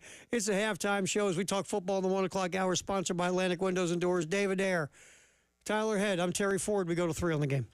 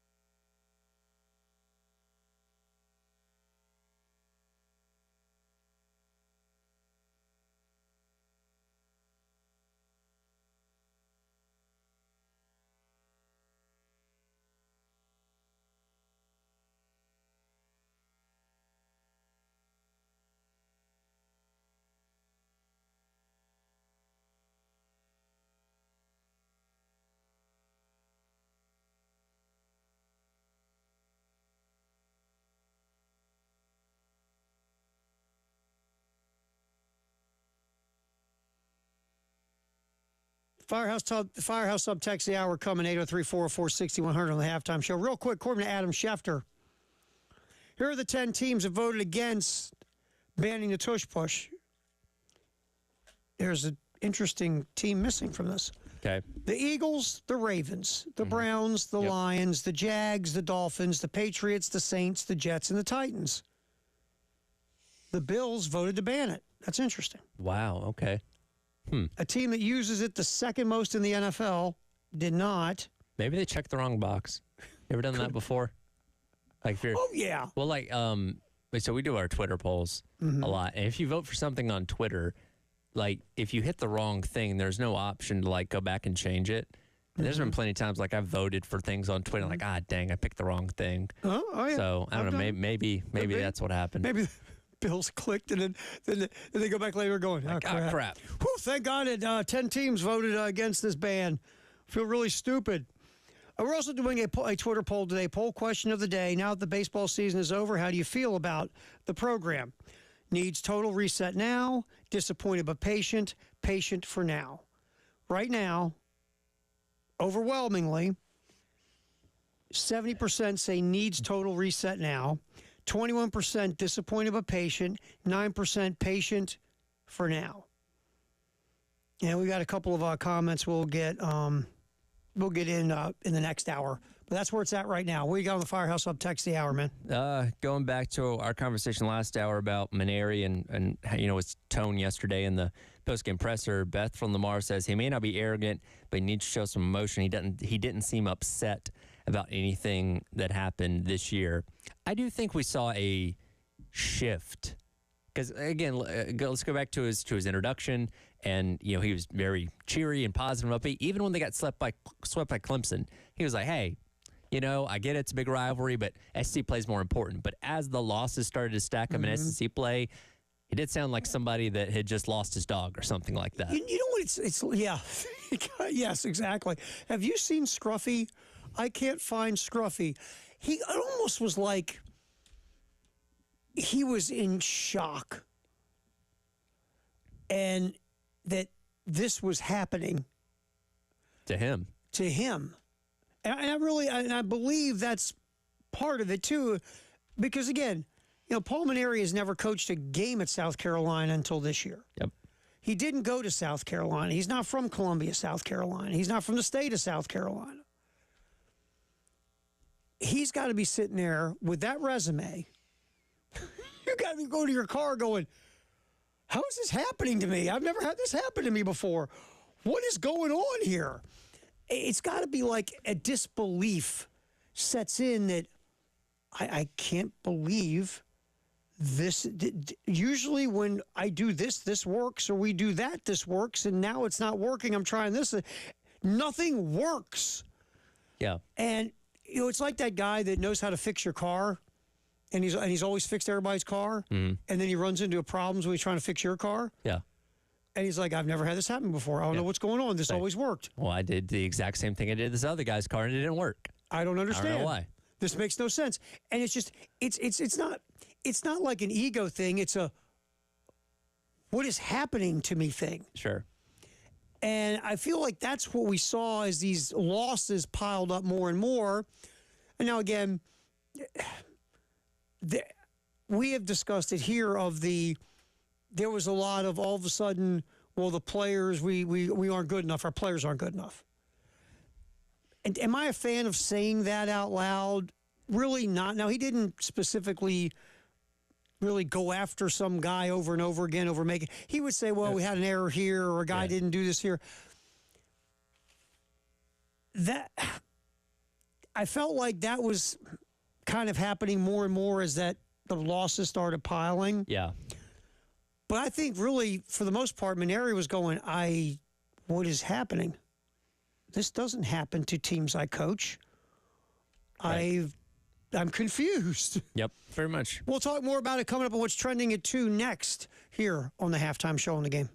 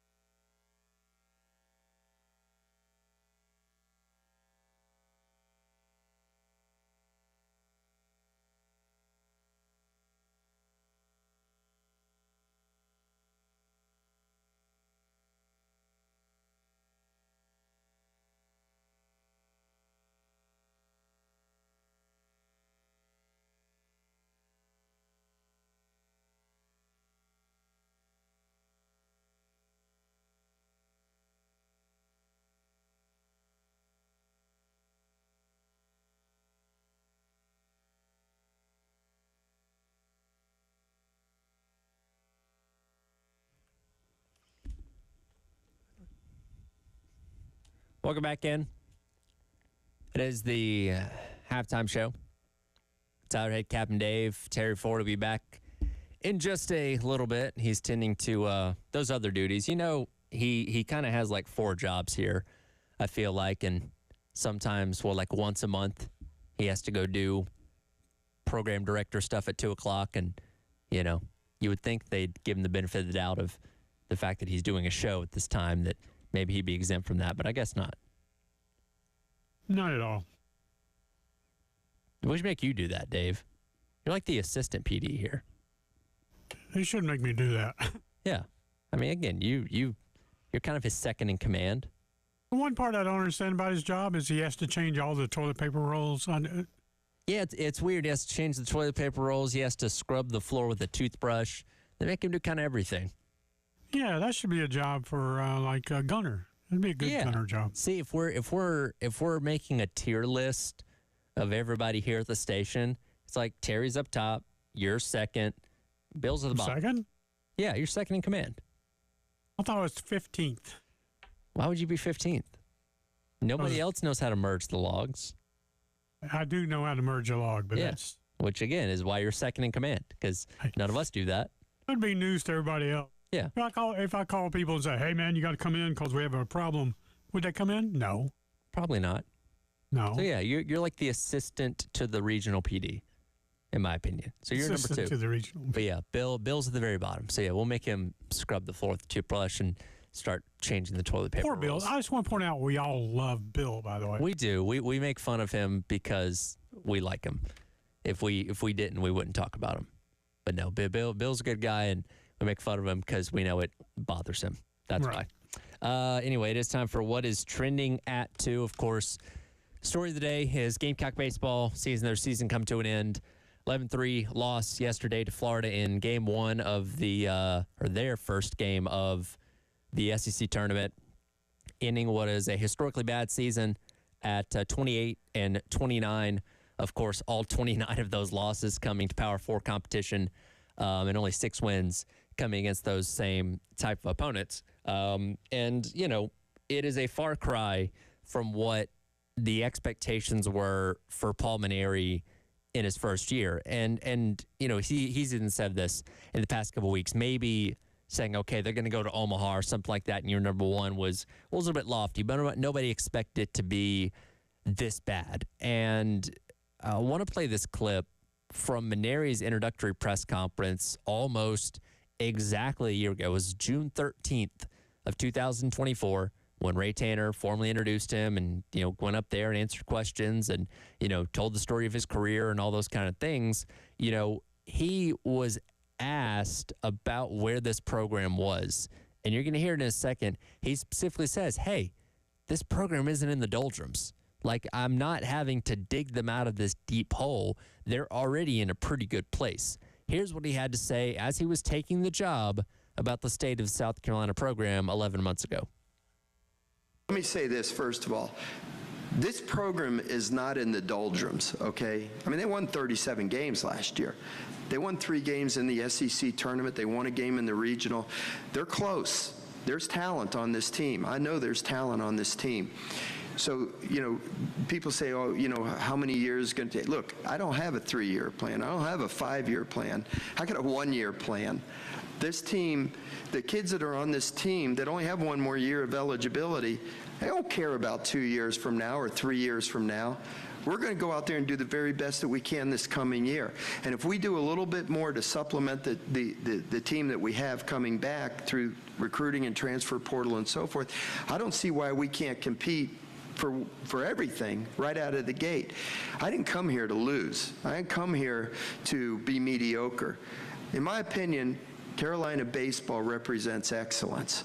Ray Tanner, listen, Bobby Richardson and June Raines and Ray Tanner, all these great coaches of the past, they didn't work so hard to build a mediocre team. They're not happy with mediocrity, and nor will I.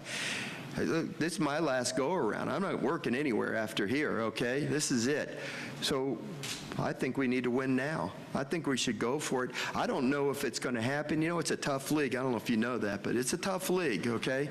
And we're going to go out there and we're going to compete you-know-what's off every day.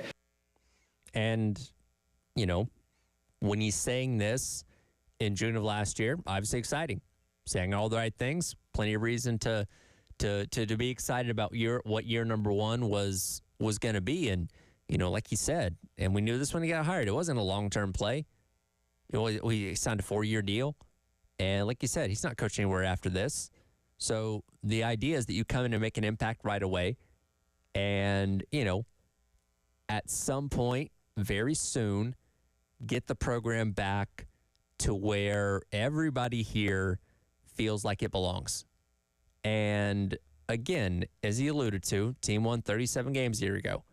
They won 3 games in the SEC tournament, won a game in the Raleigh Regional before getting bounced, right? And if Mainieri comes in this season and they do that exact same thing, they win about the same amount of games, you know, win a couple games in the SEC tournament and make a regional, don't even have to host, but make a regional, then you say, okay, he did, you know, they treaded water essentially in year number one, which I think most people would have accepted, right? Like, yeah, it's not Omaha, certainly, but you didn't get worse. Because that's the thing is when you make a new hire, you don't want to feel like you're taking steps back. And unfortunately for South Carolina, that's exactly what happened. And it's not that you took a step back of, okay, well, you went from, I think they won 13 games in conference last year to winning 10 or something like that. You stepped all the way back to 6, which is the worst this program has ever seen. And you weren't even sniffing the bubble of making the NCAA tournament. You went into Hoover knowing you had to win 5 games, the whole darn thing, if you wanted any shot of playing extra baseball. And that's where the frustration is coming from everybody. Fan base, media, the whole 9 yards of it shouldn't be this bad. Because there's a standard, right, for South Carolina baseball based on the history and based on how much people care of what this program should be. And I brought this up earlier on today, but I'll reiterate my point again. I feel like South Carolina baseball at this point is very reminiscent of what Nebraska football has become, right? Both programs were at the respective top of their sport for a period of time. Nebraska football had 3 national championships back in the 90s. Like, they were the standard of college football. Gamecock baseball, 2 national championships, and played for a 3rd, you know, back in the early 2010s. You know, both programs have hired young coaches that seem to be the perfect fit to either continue that success or bring them back to that prominence. Nebraska football hired Scott Frost after he won, quote unquote, a national championship with UCF, you know, 7-8 years ago. And again, former quarterback returning home, seemed like the perfect fit, perfect kind of guy to bring Nebraska football back to where they felt like they belonged. Didn't happen. Obviously got fired. You know, Chad Holbrook was the heir once Ray Tanner retired. And again, it made sense. He was on the staff that helped those teams go to Omaha and win national championships. Didn't end up working out. They took a step back with him. Both programs have experienced prolonged periods of good but not great. For Nebraska in the mid-2000s, Bo Pelini averaged 9 wins a year for 7 seasons. In the post-Tanner era, between Chad Holbrook and Coach Kingston, those teams made 7 NCAAs, 4 Supers, but no College World Series. Like, good but not great. And both programs have now hired somebody tasked with rebuilding, getting them back to that level that we're still not sure about. So you had Matt Rule, obviously at Nebraska now, 12 and 13 through 2 seasons. You know, basically right below 500 so far. And then Coach Mainieri obviously, you know, helped South Carolina bring in the worst season record-wise since they joined the SEC. And when you talk about South Carolina baseball, and you know, last week, this time last week was when they aired the In Spirit documentary about those national championship teams and the cancer patients that were a big part of that team and that family that won those national championships.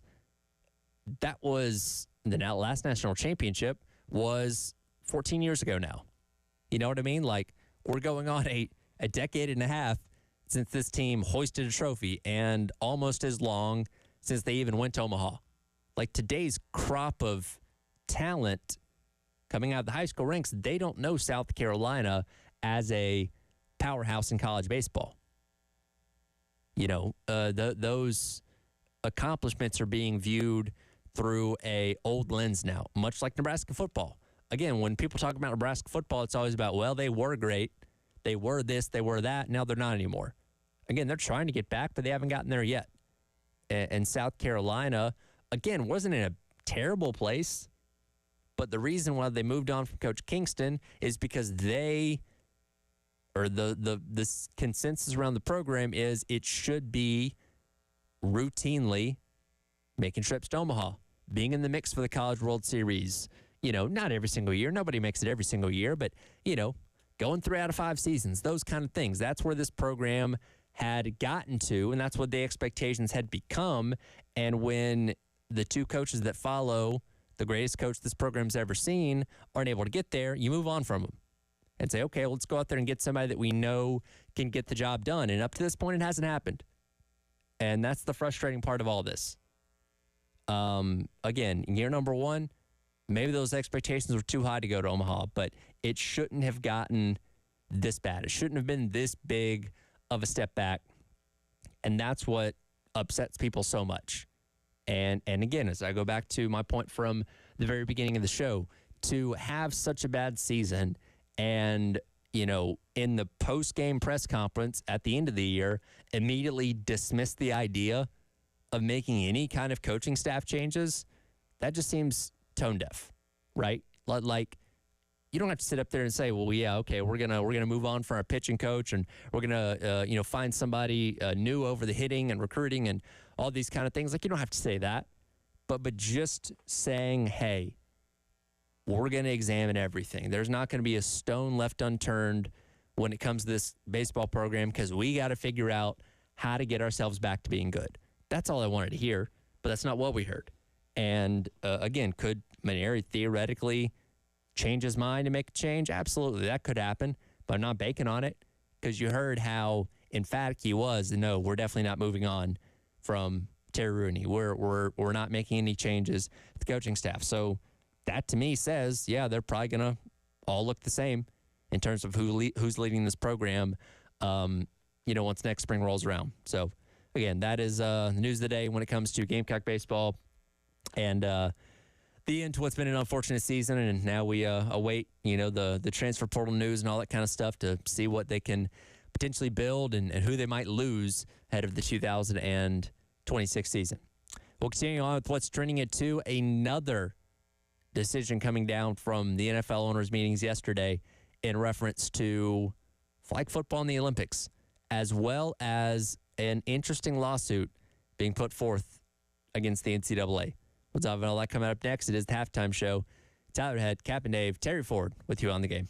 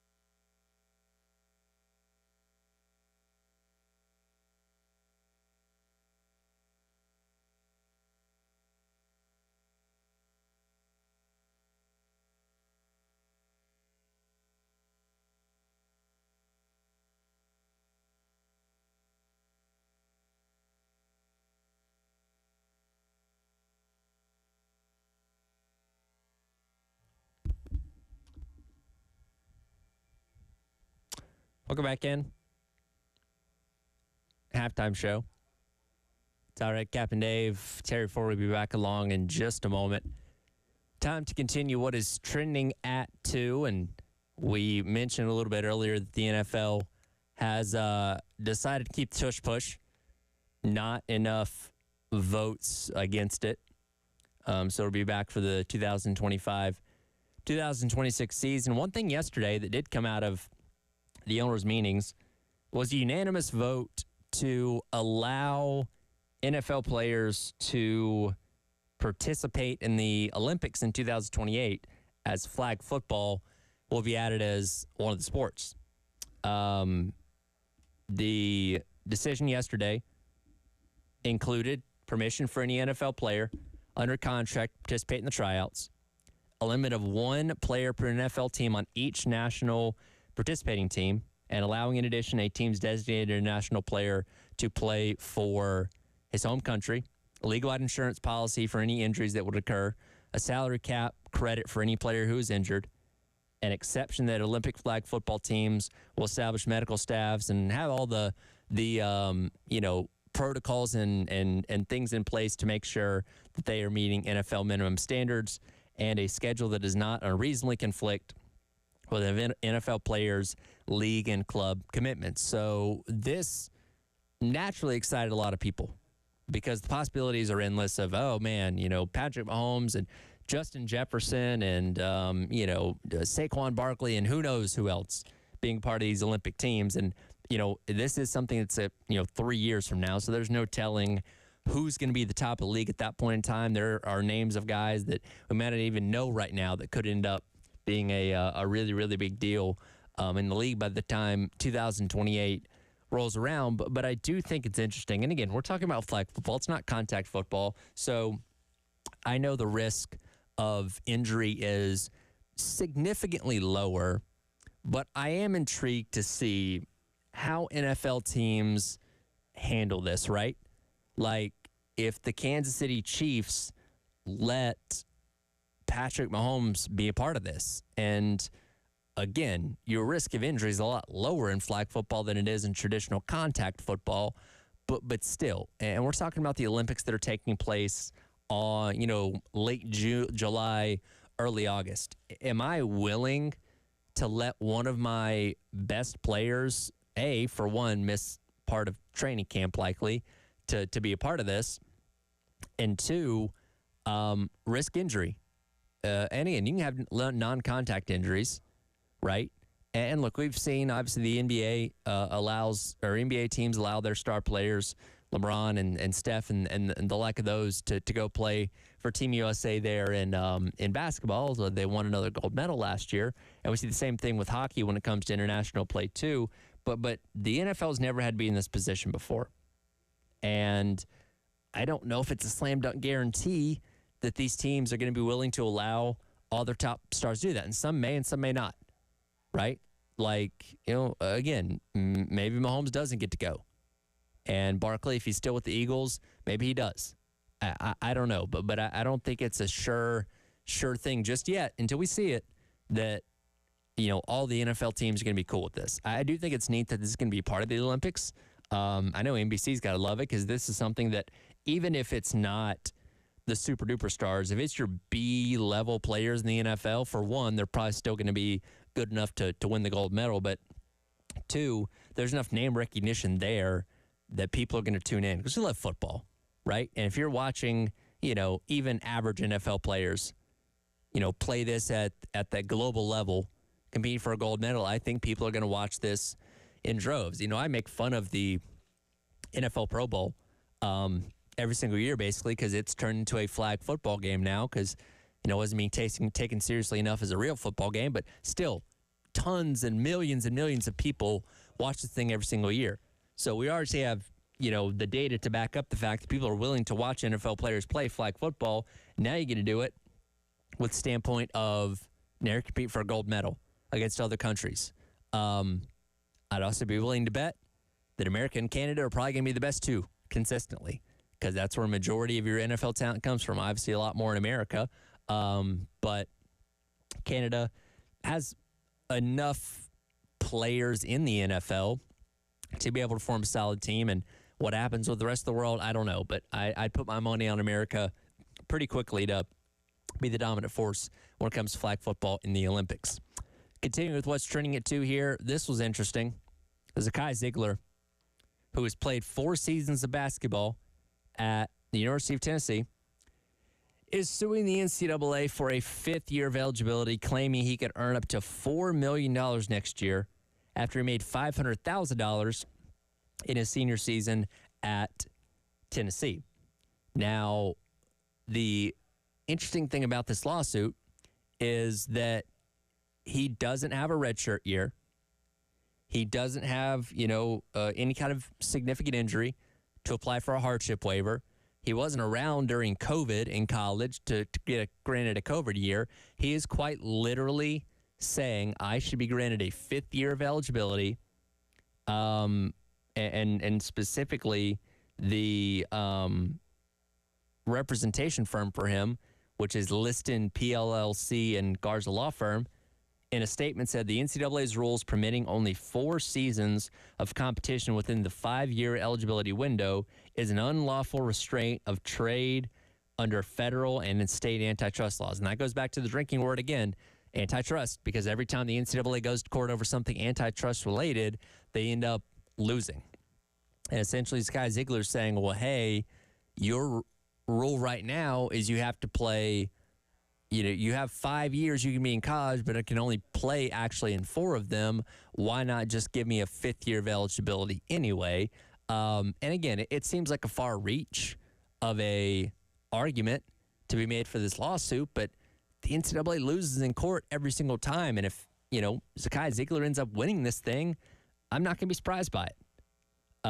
Lawsuit also claims the 5th year of eligibility is the most lucrative for the vast majority of athletes, and Ziegler will suffer irreparable harm without an immediate injunction following allowing him to complete for the 2025-2026 season. And look, I don't blame Zakai Ziegler for trying this, right? And that $4 million figure, I don't know if he's going to be able to make that necessarily, but Ziegler's pro prospects of making the NBA aren't very great.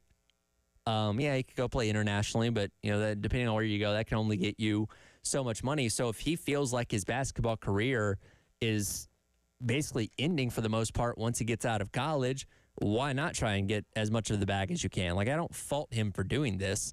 I think it's going to be interesting, though,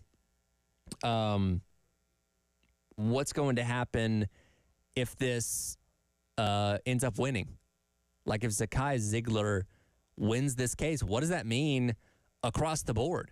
Because we saw what happened with Diego Pavia and his legitimate argument that his junior college eligibility shouldn't, count against what he's doing at the NCAA level when it comes to eligibility and NIL and all those kind of things. And that's obviously allowed a lot of other players, hopefully Rasul Faison soon, to get extra eligibility. But if Zakai Ziegler wins and suddenly, what we know of eligibility in college of 4 legitimate years and 1 redshirt year at least goes out the window. And then does everybody just get 5 years of eligibility? I don't know.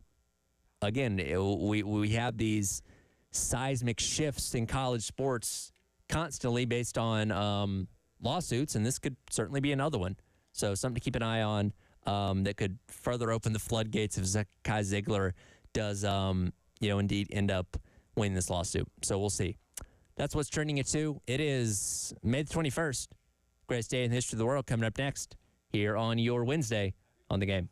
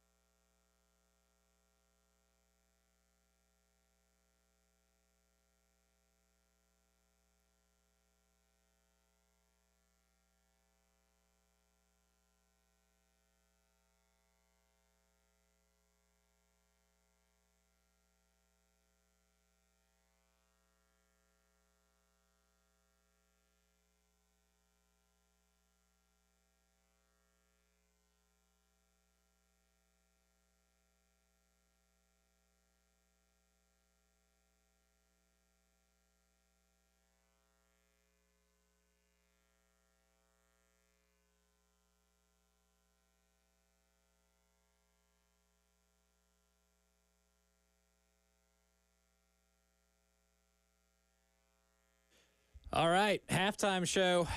I am not Terry Ford, nor am I Tyler Head, because Terry's still in a meeting and Tyler had a doctor's appointment. So thankfully for them, I was sitting down here right outside these glass doors, preparing for my show, and was like, hey, we need you. So I'm filling in for the greatest day in the history of the world, which is today, as is every day, May 21st. Some cool stuff happened on May 21st. I love, there's one website I go to if I ever have to fill in on this, that's just on this day in sports history, and there's a lot of goofy stuff, but one that stuck out. On this day, May 21st, 1943, we had the fastest 9-inning AL baseball night game that ran 89 minutes between the Chicago White Sox and Washington Senators. Now, the White Sox did something in May of 1943 that they don't do often, and that's win. And that's shut somebody out.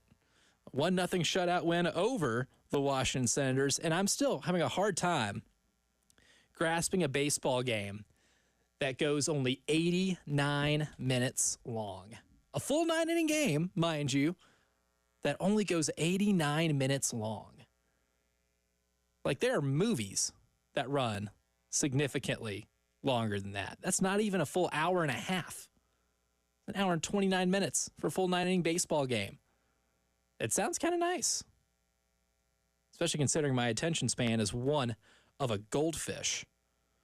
On this day as well, we have some Babe Ruth, greatest day in the history of the world tidbits. On this day, 1930, Yankees legendary slugger Babe Ruth hits 3 dingers as the Yankees blew a 6-0 lead in the 4th against the Philadelphia A's at Shibe Park. They went on to lose 15-7. So all the talk, I remember when Shohei Ohtani was doing what he was doing when he first got into the league, obviously drawing Babe Ruth comparisons because of his ability to pitch and hit. And you'd find some of these really funny stats where Shohei Ohtani was the first player to do this, to pitch this in a game and hit this in a game. Meanwhile, the Angels lose 4-3. This is one of those. But for Babe Ruth, I mean, hitting 3 home runs in a game, but then blowing a 6-0 lead against the Philadelphia A's and losing 15-7. Bummer. An absolute bummer. Greatest day in the history of the world. Some more Yankees tidbits. 1948, New York Yankees Joe DiMaggio hits for the cycle. And I can't remember the last time somebody in the majors hit for a cycle. If you know, please hit us up, 803-404-6100 on our text line. But I can tell you the last person to hit for the cycle in a playoff game was Brock Holt of the Boston Red Sox back in 2018, 17? Was it Brock Holt, the Red Sox? Yes, Okay. I think you are correct, sir. I was making sure I got the name right. I know it is the small dude, last name Holt. I can't remember if his first name was Brock Holt. or not. Yeah, Brock Holt. That's always, every time I talk about the cycle, that's like the random MLB cycle fact that will live with me forever. I watched the game. I always go with the random things of baseball that are so cool. Is like I always go to no hitters. Oh, dude, Yamamoto for the Dodgers had 1 through 7 last night. And they took him out of the game. No, anyway, that happens now all the time. You got no hitter through 7. Well, you've gone 92 pitches. Marte took him off the wall. I was disappointed. I was like, I want to stay up for this. You know the interesting part of no hitters, though? Pedro Martinez never threw a no hitter. Roger Clemens never threw a no hitter. Clemens never threw. But a guy named Bud Smith threw a no hitter. Oh, it's always the random guys. Dallas Braden threw a no hitter. Remember that with his mom and with his stands. Was Dallas that a perfect game or was that just a no hitter? I think it might have been a perfect game. That one might have been a perfect game. I know it was at least a no-hitter. But it's these random dudes will have 9 innings of magic. Yeah. And these iconic Hall of Famers have never thrown a no-hitter. Can never pull it off. It's craziness. But to the point, too, of the cycle. You'll go look at the cycle. You'll see so many, random guys going, who? I forgot about it. I forgot he was... Scooter Gannett has a cycle game in there somewhere. So you sit there and you go, I forgot that guy existed. He hit for the cycle, and then these great players have never hit for the cycle. At any point in their careers. It's hilarious. What else you got there on the old greatest day in the history of the world? All right, let's, we've talked a lot of Muhammad Ali on greatest day in the history of the world. So May 21st, 1966, I was not around for that. Muhammad Ali TKO's Henry Cooper in 6 for the heavyweight boxing title. Henry Cooper was a Brit who had a little bit of a. No one thought Henry Cooper would beat Muhammad Ali, but Cooper was a British heavyweight champion, or he was a number 1 or top 5 contender. He was British, and Muhammad Ali fought a few of those guys through his career, and they'd show up, and Muhammad Ali would dispose of them easily, usually. I was going to say a TKO in 6 rounds is pretty light work. Yeah, it was. Hey, look, Muhammad Ali fought pretty much everybody. That's one thing I miss about boxing, and why I lost my love for boxing. That's why it's a dead sport. Because no one fights anybody. Well, they don't fight anybody because they got to go through these different promoters and different syndicates and different this and different that and different TV networks. And you know what a fan wants? The 2 best guys to get in the ring and beat the hell out of each other. It's that simple. All this other politics and garbage, it ruins the sport. When I really, really had enough was the ridiculousness of Pacquiao and Mayweather. That when we did get them, it was way past their prime. They were past their prime. Pacquiao was hurt specifically, man, and it was just a miserable fight. But if you'd have got both of them in their prime, I think that would have been a phenomenal fight. You would have had Pacquiao, who was averaging about 7,000 punches around, and Mayweather, one of the greatest defensive fighters of all time. Would have been a compelling fight in their prime. By the time you got them, I'd rather watch 2 old dudes in my neighborhood swing canes at each other. I think that was like the most regret I've ever had purchasing like a viewing experience for any sporting event. I was so excited. That's the first time in my life I've ever spent money on a pay-per-view for a fight or anything like that. And I had a bunch of friends over. It was so exciting. Talked about it for weeks. And it was just horrendous. Oh, it was awful. You want your money back. Television. You wanted your money back. I felt so awful jobbed after watching that. I'm like, I am never paying for anything like that again. Yeah, I will never do pay-per-view because when that happens, you're like, well, I paid that much money and that was a dog. What else you got? Let's unlock the phone screen here. A little bit of Stanley Cup final action. This is 1979, so you can probably imagine it's a Canadian team winning it because they have not won it in my lifetime. You would like to guess 1979 Stanley Cup final? I would guess. My guess have to be in the Winnipeg Jet. No, Montreal Canadiens, obviously. That is right because they won 4 consecutive titles. This was the 4th, beating the Rangers 4-1, and then 2 years later on the same day, Nassau Coliseum, the Islanders go back-to-back, beating the Minnesota North Stars. A dynasty now because that was the late 70s, early 80s, whenever the Islanders were the Islanders with Billy Smith and Mike Bossy and all those guys. Yeah. We've forgotten they existed, that dynasty, and it was a phenomenal run the Islanders had then. And nobody ever talks about that anymore. Like it never happened. I mean, Edmonton was back then, too. That was the next dynasty, but we always talk about Gretzky and Messier's was on TV for a while and blah, blah, blah. But people forget. They go, the New York Islanders were actually really, really good. Oh, they were a dynasty. They four-peated, right? Yeah, they were a dynasty. They won 4 straight? In a row. They were insane. And then they fell off a cliff. That's what it is. It was like it never happened. Because didn't they were bought. They had changed ownership groups, but bought from somebody who was definitely a fraudster. Well, the guy, I can picture him. There's a 30 for 30 of that. I have not seen it in forever. Oh, what was his name? I can't think of his name. He had no money. Had no money. He totally okey-doked everybody. You and I had more money. The New York Islanders. Hey, we work in radio. We were worth more than that guy. Bruce something, I think his name was. And he totally got over on the NHL. I fancy myself as a really good BSer. I think it's an artwork that I have crafted and formulated over 30 years of experience, but I'm never doing that. I'm never pulling that off. I can pull off some stupid stuff, but I could not pull off making an NHL team think I had all this money to buy them.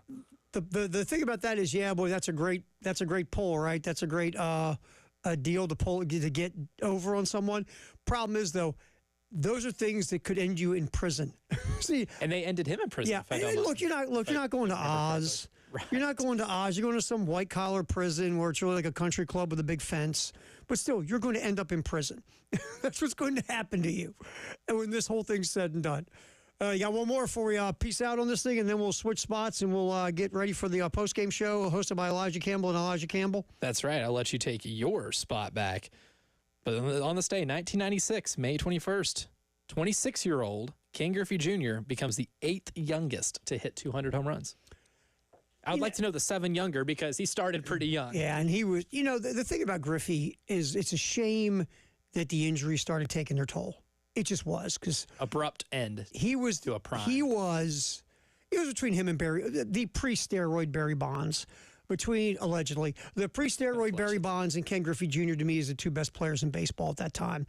And I mean, watching Griffey Jr. patrol center field, we always talk about offensively how good Griffey Jr. was. No, defensively, That's where was he's the most fun. unbelievable. And he was such a great all-around player. He could run. You forget when Edgar Martinez gets the knock in the left field corner when Seattle comes back from 2-0 to beat the Yankees in the divisional series. The dude who scored from first was Ken Griffey Jr. Had absolute wheels. Man. He could fly. He had more power than Barry. Barry could run. I could run better, and Barry was excellent defensively too. I would probably have given the nod to Griffey Jr. over the pre-steroid Bonds, but Griffey Jr. before the injuries, unbelievable, just unbelievable. I'll take it from here. You did a fine job. We're going to bring Elijah Campbell back and get you ready for the post-game show. The handoff sponsored by Little Pigs on Alpine. We'll get our Firehouse Subtext the hour as well on the halftime show. We wrap it up here on The Game.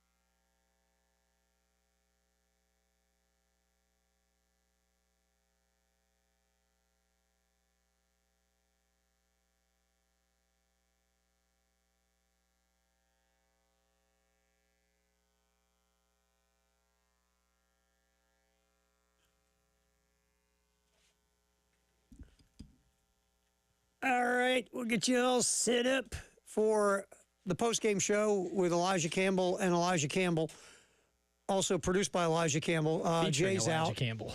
Yeah, exactly. Firehouse sub text the hour 803-404-6100. Again, it goes back to baseball.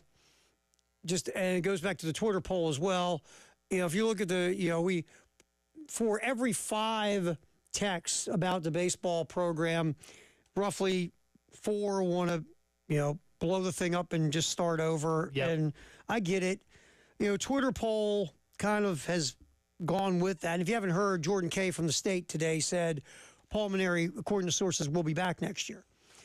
And the conversation, it's simple. There's the 2 schools of thought. A, this was so horrifically bad and Jeremiah Donati did not hire Paul Mainieri, that Donati will want to put his own person in place and just start over.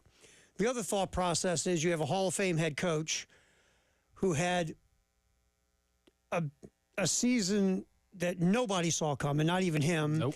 And you want to give him year 2 because of his resume to say, okay, man, go get him. Plus the third thing here is money. Let's just be real.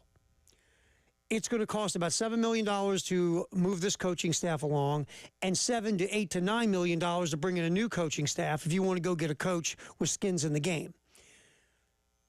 Last time I checked, we don't know what's going on financially in college athletics. We think the House settlement's going to get fixed soon. By the 1st of January, you got rev share, and you've got this collective thing that, by the way, court is going to throw out as soon as humanly possible because it's going to be it's going to be breaking antitrust laws because you're limiting what the young people can get through NIL. The Deloitte thing is so dumb. It's ridiculous. It's dumb. So, but anyway, you got all this Useless unknown, exercise. Elijah. So, do you want to really throw $16 million into this undertaking at this point? Not if you're cool with being really, really, really bad for another year, because that's the thing. You have to fire. If you fire the entire coaching staff, again, we ran the numbers of how expensive it'd be to get rid of them. And if you want to bring in a top dollar staff to get you where this program wants to be, also going to cost a lot of money. The revenue share angle is a real thing, but you got to think about how much the baseball team is getting in relation to football, men's basketball, which they're trying to invest a lot of money into fixing itself because they just had a 2-16 season in SEC play. That's not going to fly. And making sure that Don's program is still the best of the best in America. That also costs money too, right? I mean, they expect to be able to continue to bring in the best high school talent, the best transfer talent every single offseason. Going to cost money too. That's so much money to spend for a college baseball program that it would be counterintuitive to do that because it's guaranteeing that you're going to be really bad for because either you're not going to be able to pay the coach enough money to get a top dollar coach and staff, or you're not going to be able to spend enough to get a quality roster. And so with all that being said, going back to when Jordan Kay saying that Paul Mainieri's coming back, look, I get the percentage of fans who are like, what? After this? But at the end of the day, when you throw the money piece into this, the idea of, okay, we're going to run it back in year 2, a Hall of Fame coach, had a year to get himself reindoctrinated to the SEC and baseball in 2025. Give him year 2, see if he can get this thing back on the track it should be on. Heck, that it even was on before this year. So it's what are you going to do, man? And it's not impossible to turn it around. It's not. I mean, I'm going to throw out 2 examples on my show today as to 2 teams in your conference that passed you up by doing this type of rebuilding. So, look, as upset as some fans are that you are going to run this back for year 2, there are avenues that this can work. And when you look at the financial piece, it's almost like, well, we got to let year 2 happen to see if it can work. And then that gives us a year to check out the whole money situation. So you're going to come talk about that right next post-game show? Absolutely. Dave, nice work. Tyler, good work. We'll do this again tomorrow.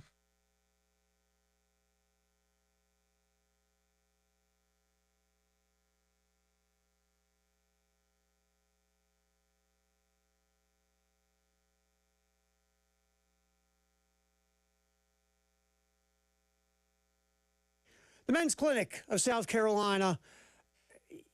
Look, Dr. Dan and the staff are there for you if you're a guy and you just don't feel like you used to in so many different ways. It could be you don't sleep like you used to. It could be you can't remember things anymore like you used to. It could be that you have a lack of drive and in life, professionally, in the bedroom, in the kitchen.